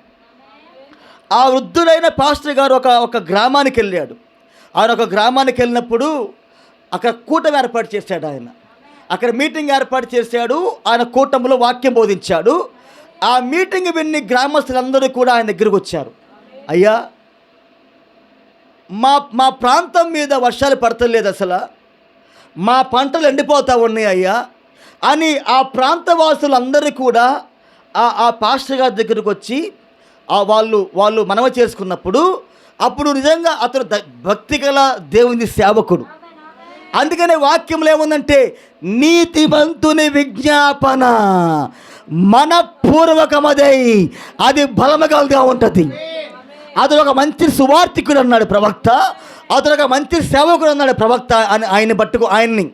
అప్పుడు ఆ పాస్టర్ గారు ఆ స్టేజ్ దగ్గరే మోకరించి ఆయన గంట సేపు ప్రార్థన చేసినప్పుడు, ఆయన ఎప్పుడైతే ప్రార్థన చేసి ఆమెన్ అన్నాడో, అప్పటికి ఆ ప్రాంతం మొత్తం దట్టమైన మబ్బులు పట్టుకొచ్చి దట్టమైన వర్షం పడింది అక్కడ.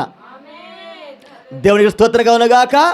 ఎందుకంటే ఆ సేవకుడి ద్వారా దేవుడు ఆ ప్రాంతానికి వర్షాన్ని తీసుకొచ్చాడు. ఆయన అది దేవుడు చేసిన కార్యం. అది ఇప్పుడు అక్కడ కొంతమంది వ్యక్తులు ఉన్నారు. ఆమేన్. ఎవరిలో అయితే వాక్యం ఉందో వాళ్ళు వాక్యం నమ్మారు, ఆ సేవకులు నమ్మారు, దేవుని నమ్మారు వాళ్ళు. ఎవరిలో అయితే అవిశ్వాసం ఉందో, ఎవరిలో అయితే దెయ్యం ఉందో అక్కడ కొంతమంది ఉన్నారు. అక్కడ అతను ఒక నాస్తికుడు అంట. ఆమేన్. ఆ నాస్తికుడు అంటే అర్థం ఏంటంటే వాళ్ళు ఏది నమ్మరు. వాళ్ళు నాస్తికుడు అంటే అతను కళ్ళ ముందుల జరిగింది, ఆయన ప్రార్థన చేశాడు, వర్షం వచ్చింది, అతను అక్కడే ఉన్నాడు, ఆయన నమ్మలేదు ఆ వ్యక్తి. నువ్వు నమ్మనప్పుడు నువ్వు మౌనంగా ఉండు. అర్థమవుతుందా? ప్రవక్త అదే అంటాడు, నువ్వు నమ్మనప్పుడు నువ్వు మౌనంగా ఉండు. నువ్వు దాని గురించి ఏది కూడా నువ్వు కామెంట్స్ చేయమాక. ఇప్పుడు ఆ నాస్తికుడు ఎవరంటే ప్రవక్త గారి తండ్రి యొక్క స్నేహితుడు, ప్రవక్త గారి తండ్రి యొక్క ఫ్రెండ్ అన్నమాట. ఎప్పుడైతే ఆ నాస్తికుడు ఆ సేవకుని పట్టుకొని, ఆహా నువ్వు ప్రార్థన చేస్తేనే వర్షం వచ్చిందా, ఓహో అలా కూడా జరిగిద్దా, ఓహో అని అన్నాడు. అవునా? చూడండి, ఎప్పుడైతే ఆ నాస్తికుడు ఆ మాట అన్నాడో వెంటనే ఆయన దయ్యాలు పట్టేసుకున్నా. దెయ్యాలు పట్టి టైఫాయిడ్లోనే భయంకరమైన టైఫాయిడ్ వచ్చేసింది. మంచంలో పడిపోయాడక్క, మంచంలో పడిపోయి కేకలేత్త మొదలు పెట్టాడక్క. ఏంటో తెలుసా? వాళ్ళు వచ్చారు. అమ్మో వాళ్ళు వచ్చారు. ఎవరు వాళ్ళు? దురాత్మలు. మీరు ఎప్పుడైనా విన్నారా? లోకములో ఉన్న వ్యక్తులు కొంతమంది చనిపోయేటప్పుడు అడుగుతారా? ఎందుకో తెలుసా? పక్కన దెయ్యాలు ఉంటాయి. వాళ్ళు చనిపోయే అర్ధ గంట ముందు దురాత్మలు వచ్చి నిలబడతాయి అక్కడ. మీకు తెలుసా విషయం?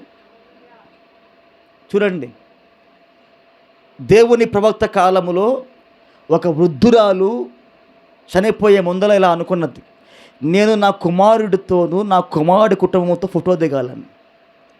అప్పుడు ఒక కెమెరామెన్ తీసుకొచ్చి ఫోటో దిగారు అక్కడ.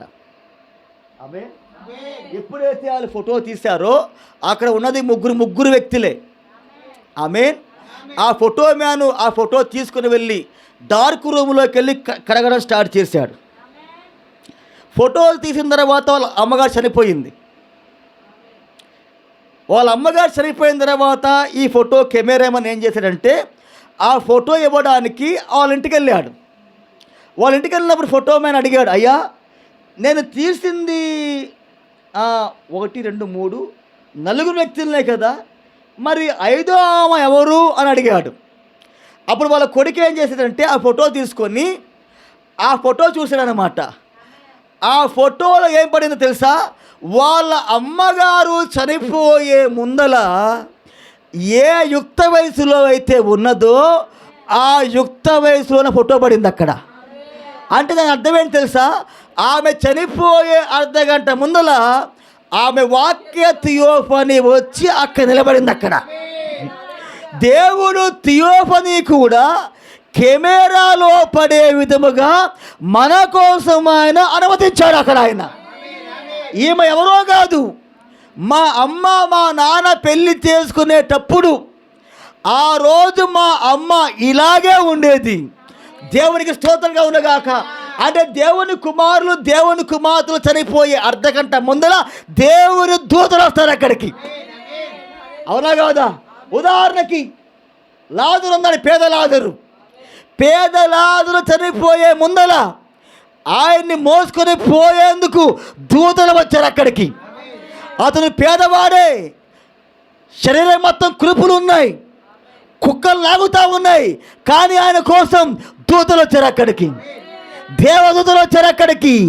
దేవునికి స్తోత్రంగా ఉన్నగాక. ప్రవక్త అన్నాడు, ఆ లాజరుని దూతలు వచ్చి స్వాగతం పలుకుతా పరలోక రాజ్యానికి వాళ్ళు ఆ లాజరుని తీసుకుపోయారంట. ఇంకోడు ఉన్నాడు అక్కడ, ధనవంతుడెక్క. ఆమె వారు చచ్చేటప్పుడు వామ్మో వాయో రామాకండే, నన్ను తీసుకుపోమాకండే, అరుపులు కేకలు. అందుకనే మీరు గమనిస్తే లోకంలో కొంతమంది చనిపోయేటప్పుడు అరుస్తారు, కేకలేస్తూ ఉంటారు, గట్టిగా అరుస్తూ ఉంటారు, రామాకండే రామాకని అంటారు. మనకేం కనబడవు అక్కడ. ఏంటి రాయుడు కానీ బిచ్చెట్టిందా ఏంటి, అక్కడ ఎవరు లేరు కదా అని కూర్చున్నావు అనుకుంటా ఉన్నారంట. ఎవడు ఈ నాస్తికుడు చనిపోయేటప్పుడు అంటున్నాడంట, చూడు చూడు చూడు చూడు చూడు చూడు చూడు చూడు చూడు చూడు వాళ్ళు గొలుసులు పట్టుకొచ్చారు కాళ్ళు. వామ్మో పెద్ద గొలుసులు రా బాబు, నన్ను బంధిస్తాకు వచ్చారు రే రే తమ్ముడురా వాళ్ళు బంధిస్తాకు వచ్చేస్తున్నారు రే నాకు పని పట్టుకుంటా వస్తున్నారు చెప్పరా అంటే వీడికి ఎవరు కనబడతారా వీడికి కనబడతా ఉన్నారు. అర్థమవుతుందా? దెయ్యాలు వాక్యాన్ని త్రోసేసిన వెంటనే పట్టుకుంటాయి ఇక సచ్చేదాకా వదలలేక. దేవునికి స్తోత్రం కలుగునుగాక. అందుకనే ప్రవక్త అన్నాడు, దేవుని వాక్య విషయంలో జాగ్రత్త. ప్రవక్త వాక్యం చెప్పేటప్పుడు నువ్వు మౌనంగా ఉండి వాక్యం విను. నువ్వు మధ్యలో ఏది కూడా మాట్లాడమాక. దేవునికి స్తోత్రం కలుగునుగాక. నువ్వు మాట్లాడినా నువ్వు వ్యతిరేకించినా కానీ దయ్యాలు పట్టేసుకుంటాయి ఇక. వింటున్నారా లేదా? ఆడ అంటున్నాడు, రే గొలుసులు పట్టుకొచ్చారా తమ్ముడా, రే గొలుసులు పట్టుకొచ్చారా, రే ఏం చేస్తున్నారు అసలు మీరందరూ కూడా రే ఆడుతున్నానంట. వేదన పడి పడి పడి పడి ఎంతమంది పట్టుకున్న ఆ వ్యక్తిని కొట్టుకొని కొట్టుకొని కొట్టుకొని చచ్చిపోయాడు. ప్రవక్త అంటున్నప్పుడు ఇదిగో వాక్యాన్ని త్రోసివేయటం ద్వారా వచ్చే ఫలాలు ఇవ్వంటాడు ఆయన. మీకు నేను గ్రూప్లో షేర్ చేస్తా. దేవుడికి స్తోత్రంగా ఉన్నగాక. వాక్యాన్ని నువ్వు గౌరవించావా, వాక్యాన్ని నమ్మేవా, దాని ద్వారా వచ్చే ఫలాలు ఏంటి తెలుసా? నిత్య జీవం, దేవుని రాజ్యం పొందుకుంటావు. నువ్వు వాక్యాన్ని నమ్మకుండా నువ్వు చూసావా, గొనుగుతావు చూసావా, దాని ద్వారా వచ్చే ఫలాలు ఏంటి తెలుసా? మరణం, తీరిపరుస్తూ ఉండిద్ది. దేవునికి స్తోత్రం కలుగునుగాక. అందుకనే దేవుని వాక్య విషయంలో మనం అందరూ కూడా గొనగకూడదు, సనక్కూడదు. వాక్యం నీకు అర్థం కాలేదా? మౌనంగా ఉండు. నువ్వు దేని మీద నువ్వు మాట్లాడు మాకు. ఆయన ప్రవక్తే అంటావా, ఆ నిజమైన ప్రవక్తే అంటావా, అది మేఘమే అంటావా, మాట్లాడే మాక. నువ్వు మౌనంగా ఉండు అంతే. దేవుడే ఒకరోజు నువ్వు నమ్మితే నీకు ఆ వాక్యాన్ని ఓపెన్ చేస్తాడు ఆయన. దేవునికి స్తోత్రం కలుగునుగాక. మీకు అర్థమైందా? అందుకనే మనము దేవుని వాక్యాన్ని ప్రతిసారి నమ్మాలా. దేవుని వాక్యం నమ్మేంతే. దేవునికి స్తోత్రం కలుగునుగాక. ఆమేన్. చూడండి, దేవుని ప్రవక్తలో అంటున్నాడు ఆయన. ఒక అర్థం చెప్పి ముగించేస్తా. ఉంటున్నారా లేదా? చూడండి, దేవుని ప్రవక్తలో అంటున్నాడు ఆయన.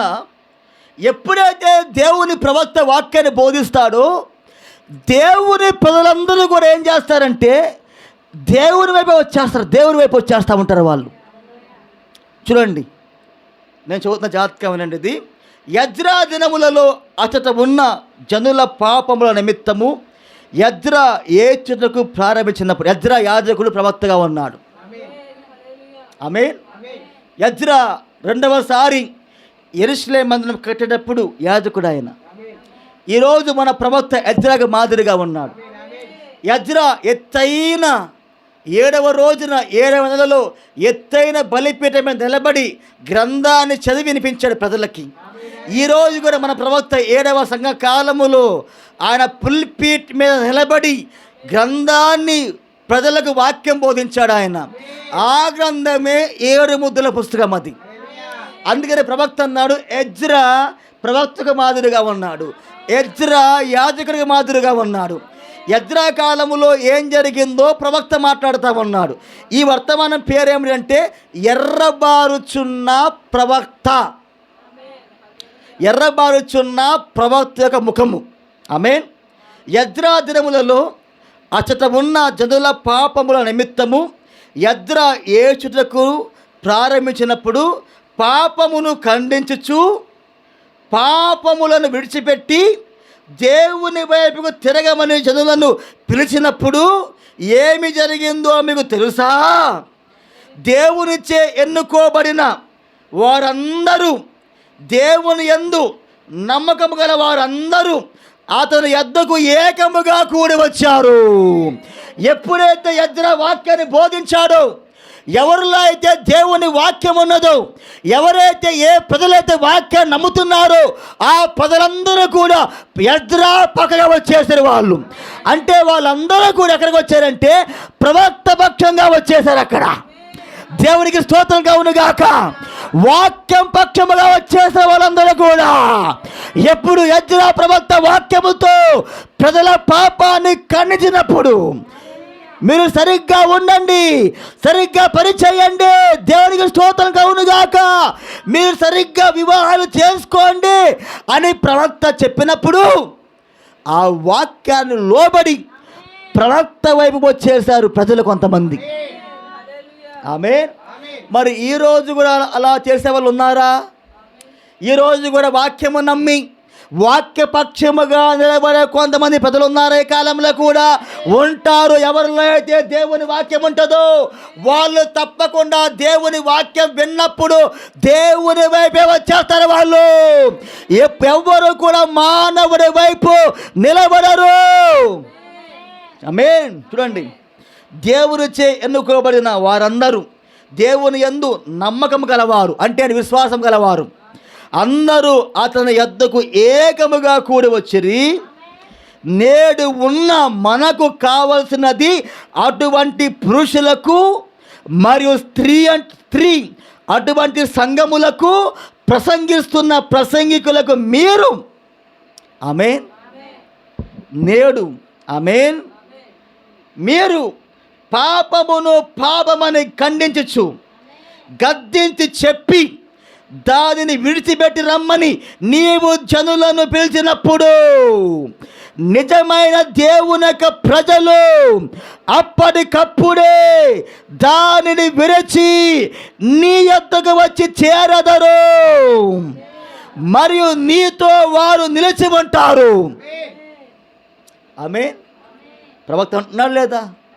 ఎప్పుడైతే దేవుడి వాక్యం ద్వారా మాట్లాడాడో నిజమైన ప్రజలందరూ కూడా ఆ ప్రవక్తతోటి ఆ పాస్టర్తో నిలబడతారు. వారు వాక్యం ఉంది కాబట్టి. ఆమేన్. మరియు నీతో వారు నిలిచి ఉందరు, అది నిజం.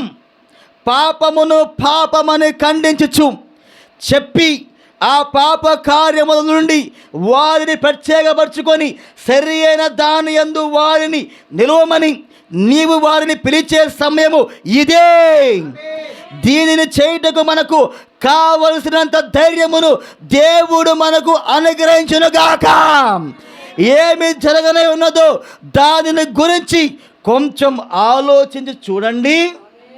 దేవునికి స్తోత్రం కలుగునుగాక. అంటే దేవుని వాక్యం ఎప్పుడైతే ప్రవక్త బోధించాడో దేవుని గొర్రెలు మొత్తము కూడా వాక్యం వైపు వచ్చేస్తారు. అవునా కాదా?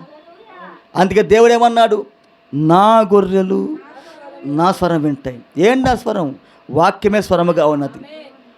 పోయిన వారం నేను నా ఫ్రెండే మటన్ షాపు, ఆ మటన్ షాప్కి వెళ్ళినప్పుడు నేను అడిగా, ఇది గొర్రె మాంసమా మేక మాంసమా అని. అతను అన్నాడు, ఇది మేక మాంసం అన్నాను. ఓకే, మరి ఏంట్రా అన్నప్పుడు, అరే 100 గొర్రెలైనా పెంచొచ్చుగాండ్రా, 10 మేకలు పెంచలేమురా మనము, అందుకనే మేకల మొత్తాన్ని కూడా వేసేస్తున్నావురా అన్నాడు.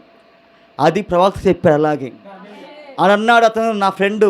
అరే గొర్రెలు ఎప్పుడు కూడా ఆ కాపర్ని ఎమడెత్తా ఉంటారా, ఈ మేకలు అట్టా కాదురా, ఎక్కడ కంచి కనబెడితే ఆ కంచి మీద ఎక్కి దూకేసి కచా కచా కచా కచా మింగేసి మళ్ళీ వస్తూ ఉంటారా. అర్థమవుతుందా? అదే ప్రవక్త అన్నాడు. దేవుని ప్రజలు వాక్యం విన్నప్పుడు, దేవుడు వాక్యము ద్వారా ఖండించినప్పుడు తప్పకుండా వాళ్ళు వాక్యం వైపు వచ్చేస్తారు. దేవునికి స్తోత్రం కలుగునుగాక, దేవునికి మహిమ కలుగునుగాక. ఎంతవరకు మీకు అర్థమైందా? ఇంతవరకు మీకు అర్థమైందా? దేవునికి స్తోత్రం కలుగునుగాక. Okay, right. మీరందరూ నాతో పాటు ఒకసారి సహవాసం అనే వర్తమానం ఓపెన్ చేస్తే, ఓకే, ఇక్కడ ఉన్న పేర నంబర్కి ఎర్సేనప్పులో ఉన్న పేర నంబర్కి తేడా ఉండిద్ది. కానీ నంబర్ చదువుతున్నాను, మీరు జాగ్రత్తగా చూడండి. 19వ పేర ఓపెన్ చేయండి. 19వ పేర ఇక్కడ 19 ఉంది. దేవునికి స్తోత్రం కలుగునుగాక. ఓకే, నేను మొట్టమొదట అది చదివే ముందర మన లేఖన ఒక వాక్యంలోకి వెళ్దాం. ఆమేన్. అందుకనే ఉన్నారా? లేని వార్త నమ్మమాకండి. ఎప్పుడు కూడా లేని వార్త నమ్మమాకండి. వాక్యం నమ్మాలా. ఆయన ప్రకటన 10:1 వాక్యముతో నమ్మి వాక్యముతో నిలిచి ఉండండి. అది ఎంత కఠినముగా ఉన్న వాక్యముతో నిలబడేవాడే విశ్వాసిగా ఉన్నాడు. దేవునికి స్తోత్రంగా ఉన్నగాక. అయ్యా అది 65వ సంవత్సరం, అది 65/12/12 అంటే ఇది మెసేజ్ అబ్బులో తీసిందే కానీ దీంట్లో పేరాలు తేడాగా ఉంటాయి, నంబర్లు వేరేగా ఉంటాయి. ఓకే, నేను ఇక్కడ ఉన్న నెంబర్ నేను చదువుతున్నాను, 19వ పేరా. అది బహుశా మీ యాప్లో అది వేరేగా ఉండవచ్చు. ఓకేనా? సరే చూడండి, మనం లేఖనం దగ్గరికి వెళ్దాం ఒకసారి. మత్తయి సువార్త 5వ అధ్యాయము 21 నుంచి చదవండి. 21 నుంచి.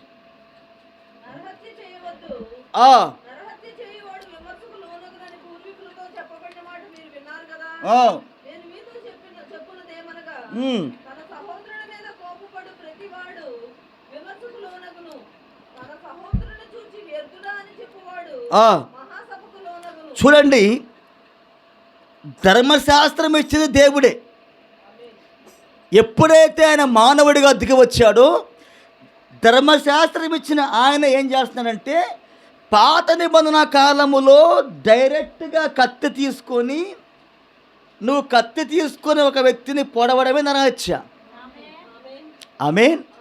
కానీ దేవుడు దాన్ని ఒత్తి ఏం చేశాడంటే కొత్త నిబంధన కాలములో దాన్ని దేవుడు ఇంకా భూతత్వంలో చూపించాడు ఆయన.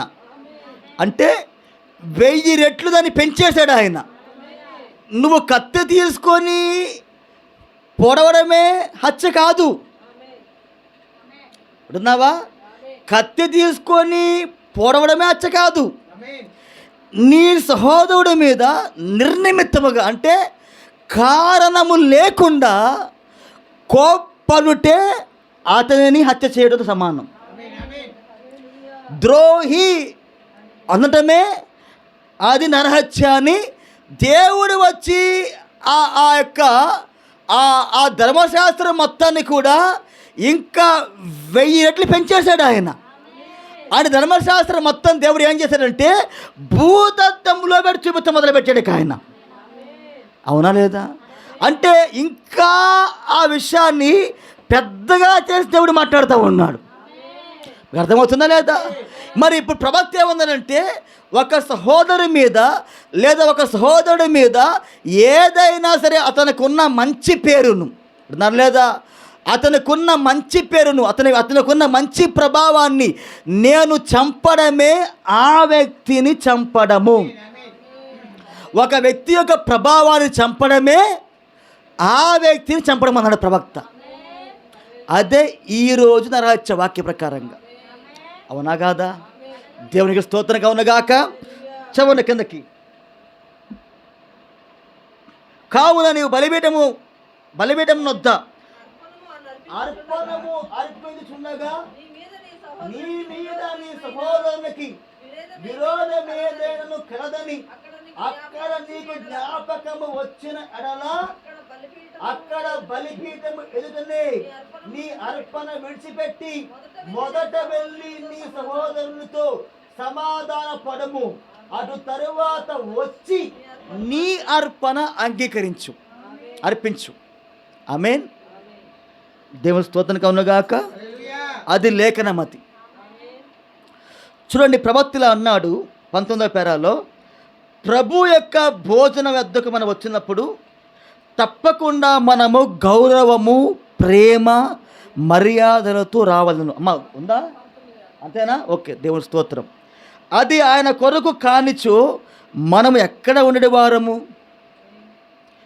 ప్రభురాత్రి భోజనం తీసుకోవడానికి వచ్చే ముందల నువ్వు ఎలా రావాలంటే ప్రభు మీద మనం గౌరవం ఉండాలా, దేవుడి మీద గౌరవం ఉండాలా, ప్రేమ ఉండాలా. ప్రేమ అంటే ఏంటి? ఆయన వాక్యం మనలో ఉండాలా, ఆయన వాక్యానికి నువ్వు లోబడాలా. అది ప్రేమించడం అంటే. అర్థమవుతం లేదా? అందుకే దేవుడు ఏమన్నాడు?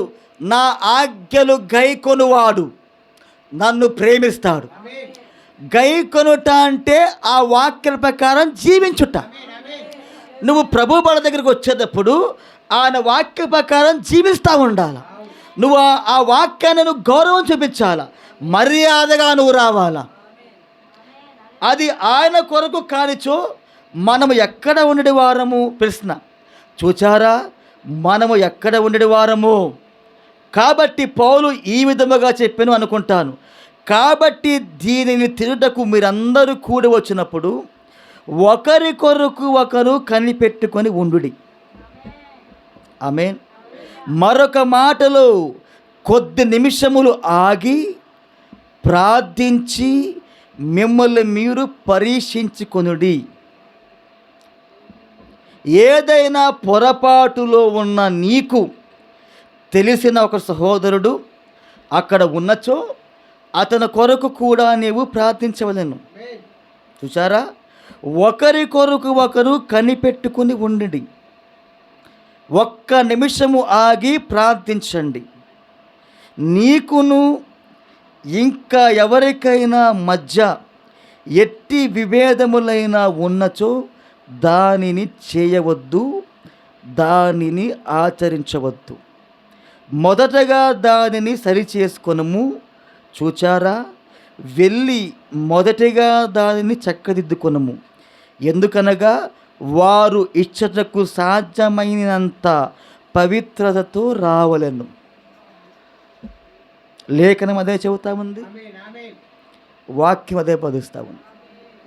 అవునా? అంటే ప్రభు బల దగ్గరికి మనం ఎలా రావాలంటే, సంఘములో కానీ, సంఘములో కుటుంబాలు ఉంటాయి, ఫ్రెండ్స్ ఉంటారు, అక్కా చెల్లెలు ఉంటారు, అన్నదమ్ములు ఉంటారు, భార్యాభర్తలు ఉంటారు, స్నేహితులు ఉంటారు, చాలా వాళ్ళు ఉంటారు. అవునా? ఇప్పుడు వాళ్ళందరిలో కూడా కొన్ని విభేదాలు ఉండొచ్చు, కుటుంబాలలో అయినా ఫ్రెండ్స్ మధ్యలో అయినా. ఇప్పుడు వాళ్ళు ప్రభు బల దగ్గరికి వచ్చేటప్పుడు వాళ్ళలో ఏదైనా విభేదాలు ఉంటే వాళ్ళు మొట్టమొదట ఎక్కడికి వెళ్ళాలి? దేవుని దగ్గరికి వెళ్ళాలా? లేదా ఎవరితో అయితే వాళ్ళకి విభేదం ఉన్నదో వాళ్ళ దగ్గరికి వెళ్ళాలా? వాళ్ళ దగ్గరికే వెళ్ళాలా. ఉదాహరణకి ఇద్దరు ఫ్రెండ్స్ ఉన్నారు సంఘంలో. ఈ ఇద్దరు ఫ్రెండ్స్ కూడా ఒకే సంఘంలోకి వస్తున్నారు. కానీ ఈ ఇద్దరు స్నేహితులకి కొన్ని విషయాల్లో చిన్న తగాదా వచ్చింది. ఇద్దరు ఒకే సంఘం, ఇద్దరు స్నేహితులే, కానీ కొన్ని విషయాలు తగాదా వచ్చింది, చిన్న తగాదా. ప్రభురాత్రి వాళ్ళు వస్తూ ఉన్నారు.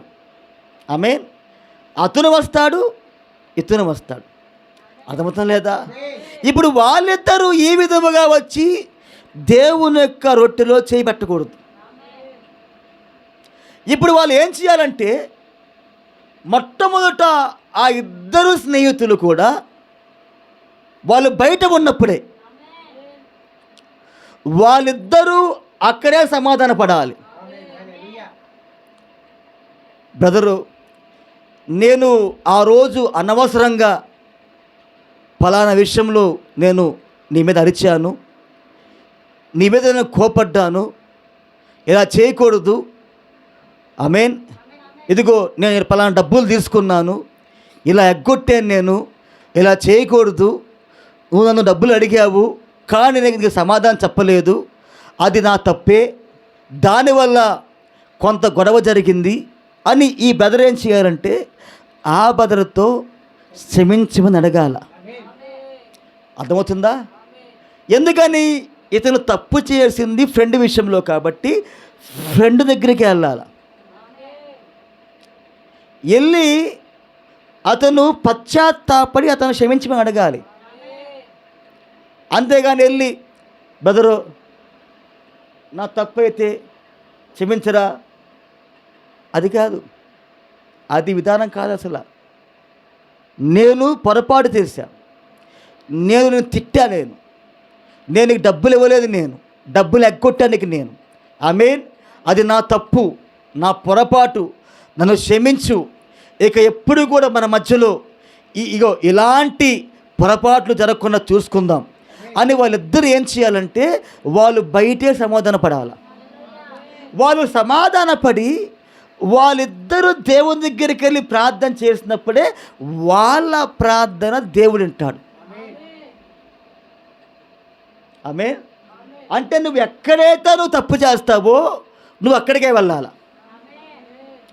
నువ్వు అక్కడికి వెళ్ళకుండా మనం దేవుని దగ్గరికి వెళ్ళి ప్రార్థన చేసిన దేవుడు మన ప్రార్థన ఆలకించడు ఆయన. చదువుతారు ఒకసారి. యెషయా గ్రంథం అనుకుంటా, నాకు తెలుసు అది. యెషయా గ్రంథం చాలాసార్లు మనం చదువుకున్నాము. అది యెషయా గ్రంథము 59వ అధ్యాయం. యెషయా గ్రంథము 59వ అధ్యాయము, పేజీ నంబరు 619. 59వ అధ్యాయము మొదటి నుంచి చదవండమ్మా.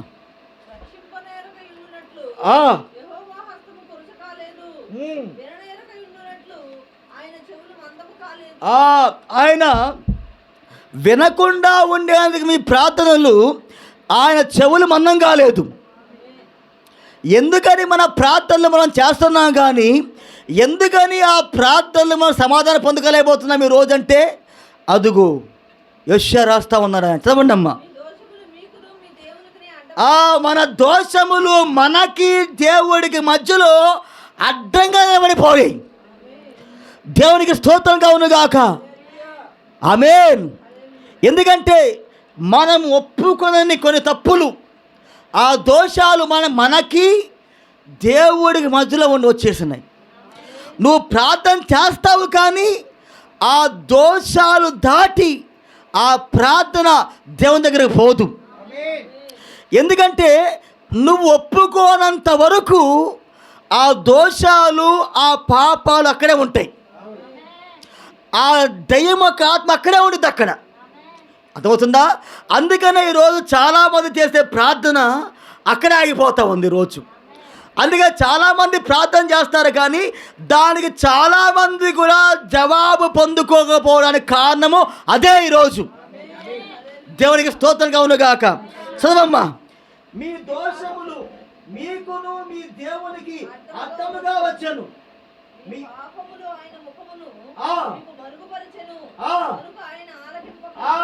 మన పాపములే ఆయన ముఖమును మనకు మరుగా చేసినాయి. అందుకనే మన ప్రార్థనలు అనేవి దేవుడు ఆలకిస్తలేదు ఈరోజు. దేవునికి స్తోత్రం కలుగునుగాక. అందుకనే దేవుని ప్రవక్త ప్రభు రాత్రి భోజనం తీసుకొని పోయే ముందర సంఘము ఎలా సరి చేసుకోవాలో ప్రవక్త మరీ బోధించాడు. ఆయన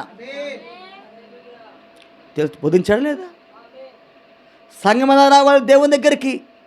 స్నేహితులున్న, బంధువులున్న, అక్క చెల్లెళ్ళైనా, అన్నదమ్ములైనా, భార్య భర్తలైనా, వాళ్ళు మొట్టమొదట ఏది ఉన్నా సరే బయట వాళ్ళు సరి చేసుకోవాలా. ఒకరితో ఒకరు సమాధాన పడాలి వాళ్ళు అక్కడ. ఉదాహరణకి ఆమేన్, ఇక్కడే ఉన్నారు లేదా? సమాధాన పడకుండా మనము దేవుని బల్ల దగ్గరకు వచ్చి మనం అందరూ కూడా వాక్యముకు మాదిరిగా ఉన్న ఆ రొట్టెలో చెయ్యి పెట్టకూడదు. చూడండి, ఉదాహరణకి భార్యాభర్తలు ఉన్నారు. ఆమేన్. చూడండి, భార్యాభర్తలు అన్న తర్వాత చిన్న చిన్న మనస్పర్ధలు వస్తూ ఉంటాయి, చిన్న జరుగుతూ ఉంటాయి. అవునా? ప్రవక్త ఇలా చెప్పాడు ఆయన. ఉదాహరణకి ఒకవేళ ఆ వరంలోనూ లేదా ఆ నెలలోనూ భార్య భర్త మీద కోపడింది అనుకున్నాం. ఆమేన్. అది ఏ విషయమైనా కావచ్చు, భార్య భర్త మీద కోపడింది. ఆమేన్. ఇప్పుడు ఆ భార్య ఇప్పుడు దేవుని యొక్క బల దగ్గర రావాలా? ఆమేన్. వారిద్దరు మళ్ళీ ఒకే సంఘ విశ్వాసులు. భార్య భర్త మీద కోప్పడింది, గట్టిగా అరిచింది. ఆమేన్. ఇప్పుడు ఆ నేరం అనేది అక్కడే ఉండిద్ది, అక్కడ ఉన్నారా? ఎందుకంటే భార్య ఎల్లప్పుడూ కూడా భర్తకు లోబడాల. ఇప్పుడు భార్య కోపములో భర్త మీద కోప్పడినా లేదా ఏమన్నా అనుకున్న మాటన్నా దేవుని సన్నిధికి వచ్చి ఆమె దేవుని రొట్టెలో చెయ్యి పట్టే ముందల మొట్టమొదట ఆమె ఎక్కడికి వెళ్ళాలి తెలుసా? దేవుడి దగ్గర కాదు వెళ్ళేదామా. ఎవరికైతే వ్యతిరేకంగా తప్పు చేస్తుందో ఆయన దగ్గరికి వెళ్ళాలి. ఎలా వెళ్ళాలి? ఆమె దేవుని వాక్య ప్రకారంగా ఆమె తను తాను తగ్గించుకొని పశ్చాత్తాపంతో వెళ్ళాలి. అలా కాకుండా ఉన్నావా తప్పైపోయింది, తప్పైతే క్షమించు, అది కాదు. వెళ్ళి వాళ్ళిద్దరూ ఒంటరిగా ఉన్నప్పుడు భార్య వెళ్ళి, హనీ, నేను పలానా రోజున నీ మీద కోపడ్డాను, నేను నిజానికి ఇలా చేయకూడదు, తప్పు నాదే, కానీ ఆఫీసులో ఉన్న కోపాన్ని, నా పనుల్లో ఉన్న కోపాన్ని, భర్త అయినా భార్య అయినా వింటున్నారా లేదా, అది భర్త అయినా భార్య అయినా కావచ్చు, నేను ఇలా చేయకూడదు, నీ మీద నేను అనవసరంగా కోప్పడకూడదు, అది నేను తిట్టకూడదు, అది కానీ నీ మీద నేను నోరు జారాను అని, ఇదిగో ఆ విషయం నిమిత్తము నిజంగా నేను పశ్చాత్తాపడుతున్నాను, నన్ను క్షమించు హనీ అని భార్య అయినా సరే భర్త అయినా సరే ప్రేమగా ఒకరి దగ్గర ఒకరు వెళ్ళి వాళ్ళు క్షమించమని అడగాలి. అర్థమవుతుందా? ఎప్పుడైతే నిజముగా వాళ్ళు ఆ విధముగా ఒక ప్రేమగా వాక్య ప్రకారంగా వాళ్ళు వెళ్ళారో, దేవుడి స్తోత్రంగా ఉన్నగాక, అప్పుడు చూడండి వాతావరణం ఎలా మారిపోతుంది తెలుసా? అప్పటిదాకా పాము ముంగీసులాగా ఉన్న వాళ్ళు అప్పుడు ఎలా అవుతారు తెలుసా? ఒక ఇస్సాకు రిబ్కాలాగా అవుతారు. వాళ్ళకి ఒక అబ్రాహాము శారాలాగా వాళ్ళ బంధం అనేది ఇంకా ఎప్పుడైతే ఒకరి తప్పిదాలు ఒకరి దగ్గర ఒప్పుకున్నారో, పశ్చాత్తాపడ్డారో, వాళ్ళ బంధం అనేది ఇంకా పెరిగిపోతూ ఉంటుంది. దేవునికి స్తోత్రంగా ఉన్నగాక. నిజమే అని నేను అలా చేయకూడదు, కానీ నేను నీ మీద అనవసరంగా నేను కోపడ్డాను, నన్ను క్షమించు, ఇంకోసారి ఎప్పుడు కూడా తెలిసి నేను నీ మీద కోప్పడను, నేను నీ మీద నోరు జారను అని నన్ను క్షమించమని భర్త అయినా సరే భార్య అయినా సరే ఒకరి దగ్గర ఒకరు ఒప్పుకొని సమాధాన పడాల. అర్థమవుతుందా? ఏంటయ్యా అని చూస్తున్నారా? ఆమేన్. ఎప్పుడైతే అలా చేస్తారో భూమి పైన అలాంటి సంతోషమైన కుటుంబం అనేది ఇంకోటి ఉండదు అక్కడ. ఎప్పుడైతే వాళ్ళు తమ్మును తాము తగ్గించుకొని ఒకరితో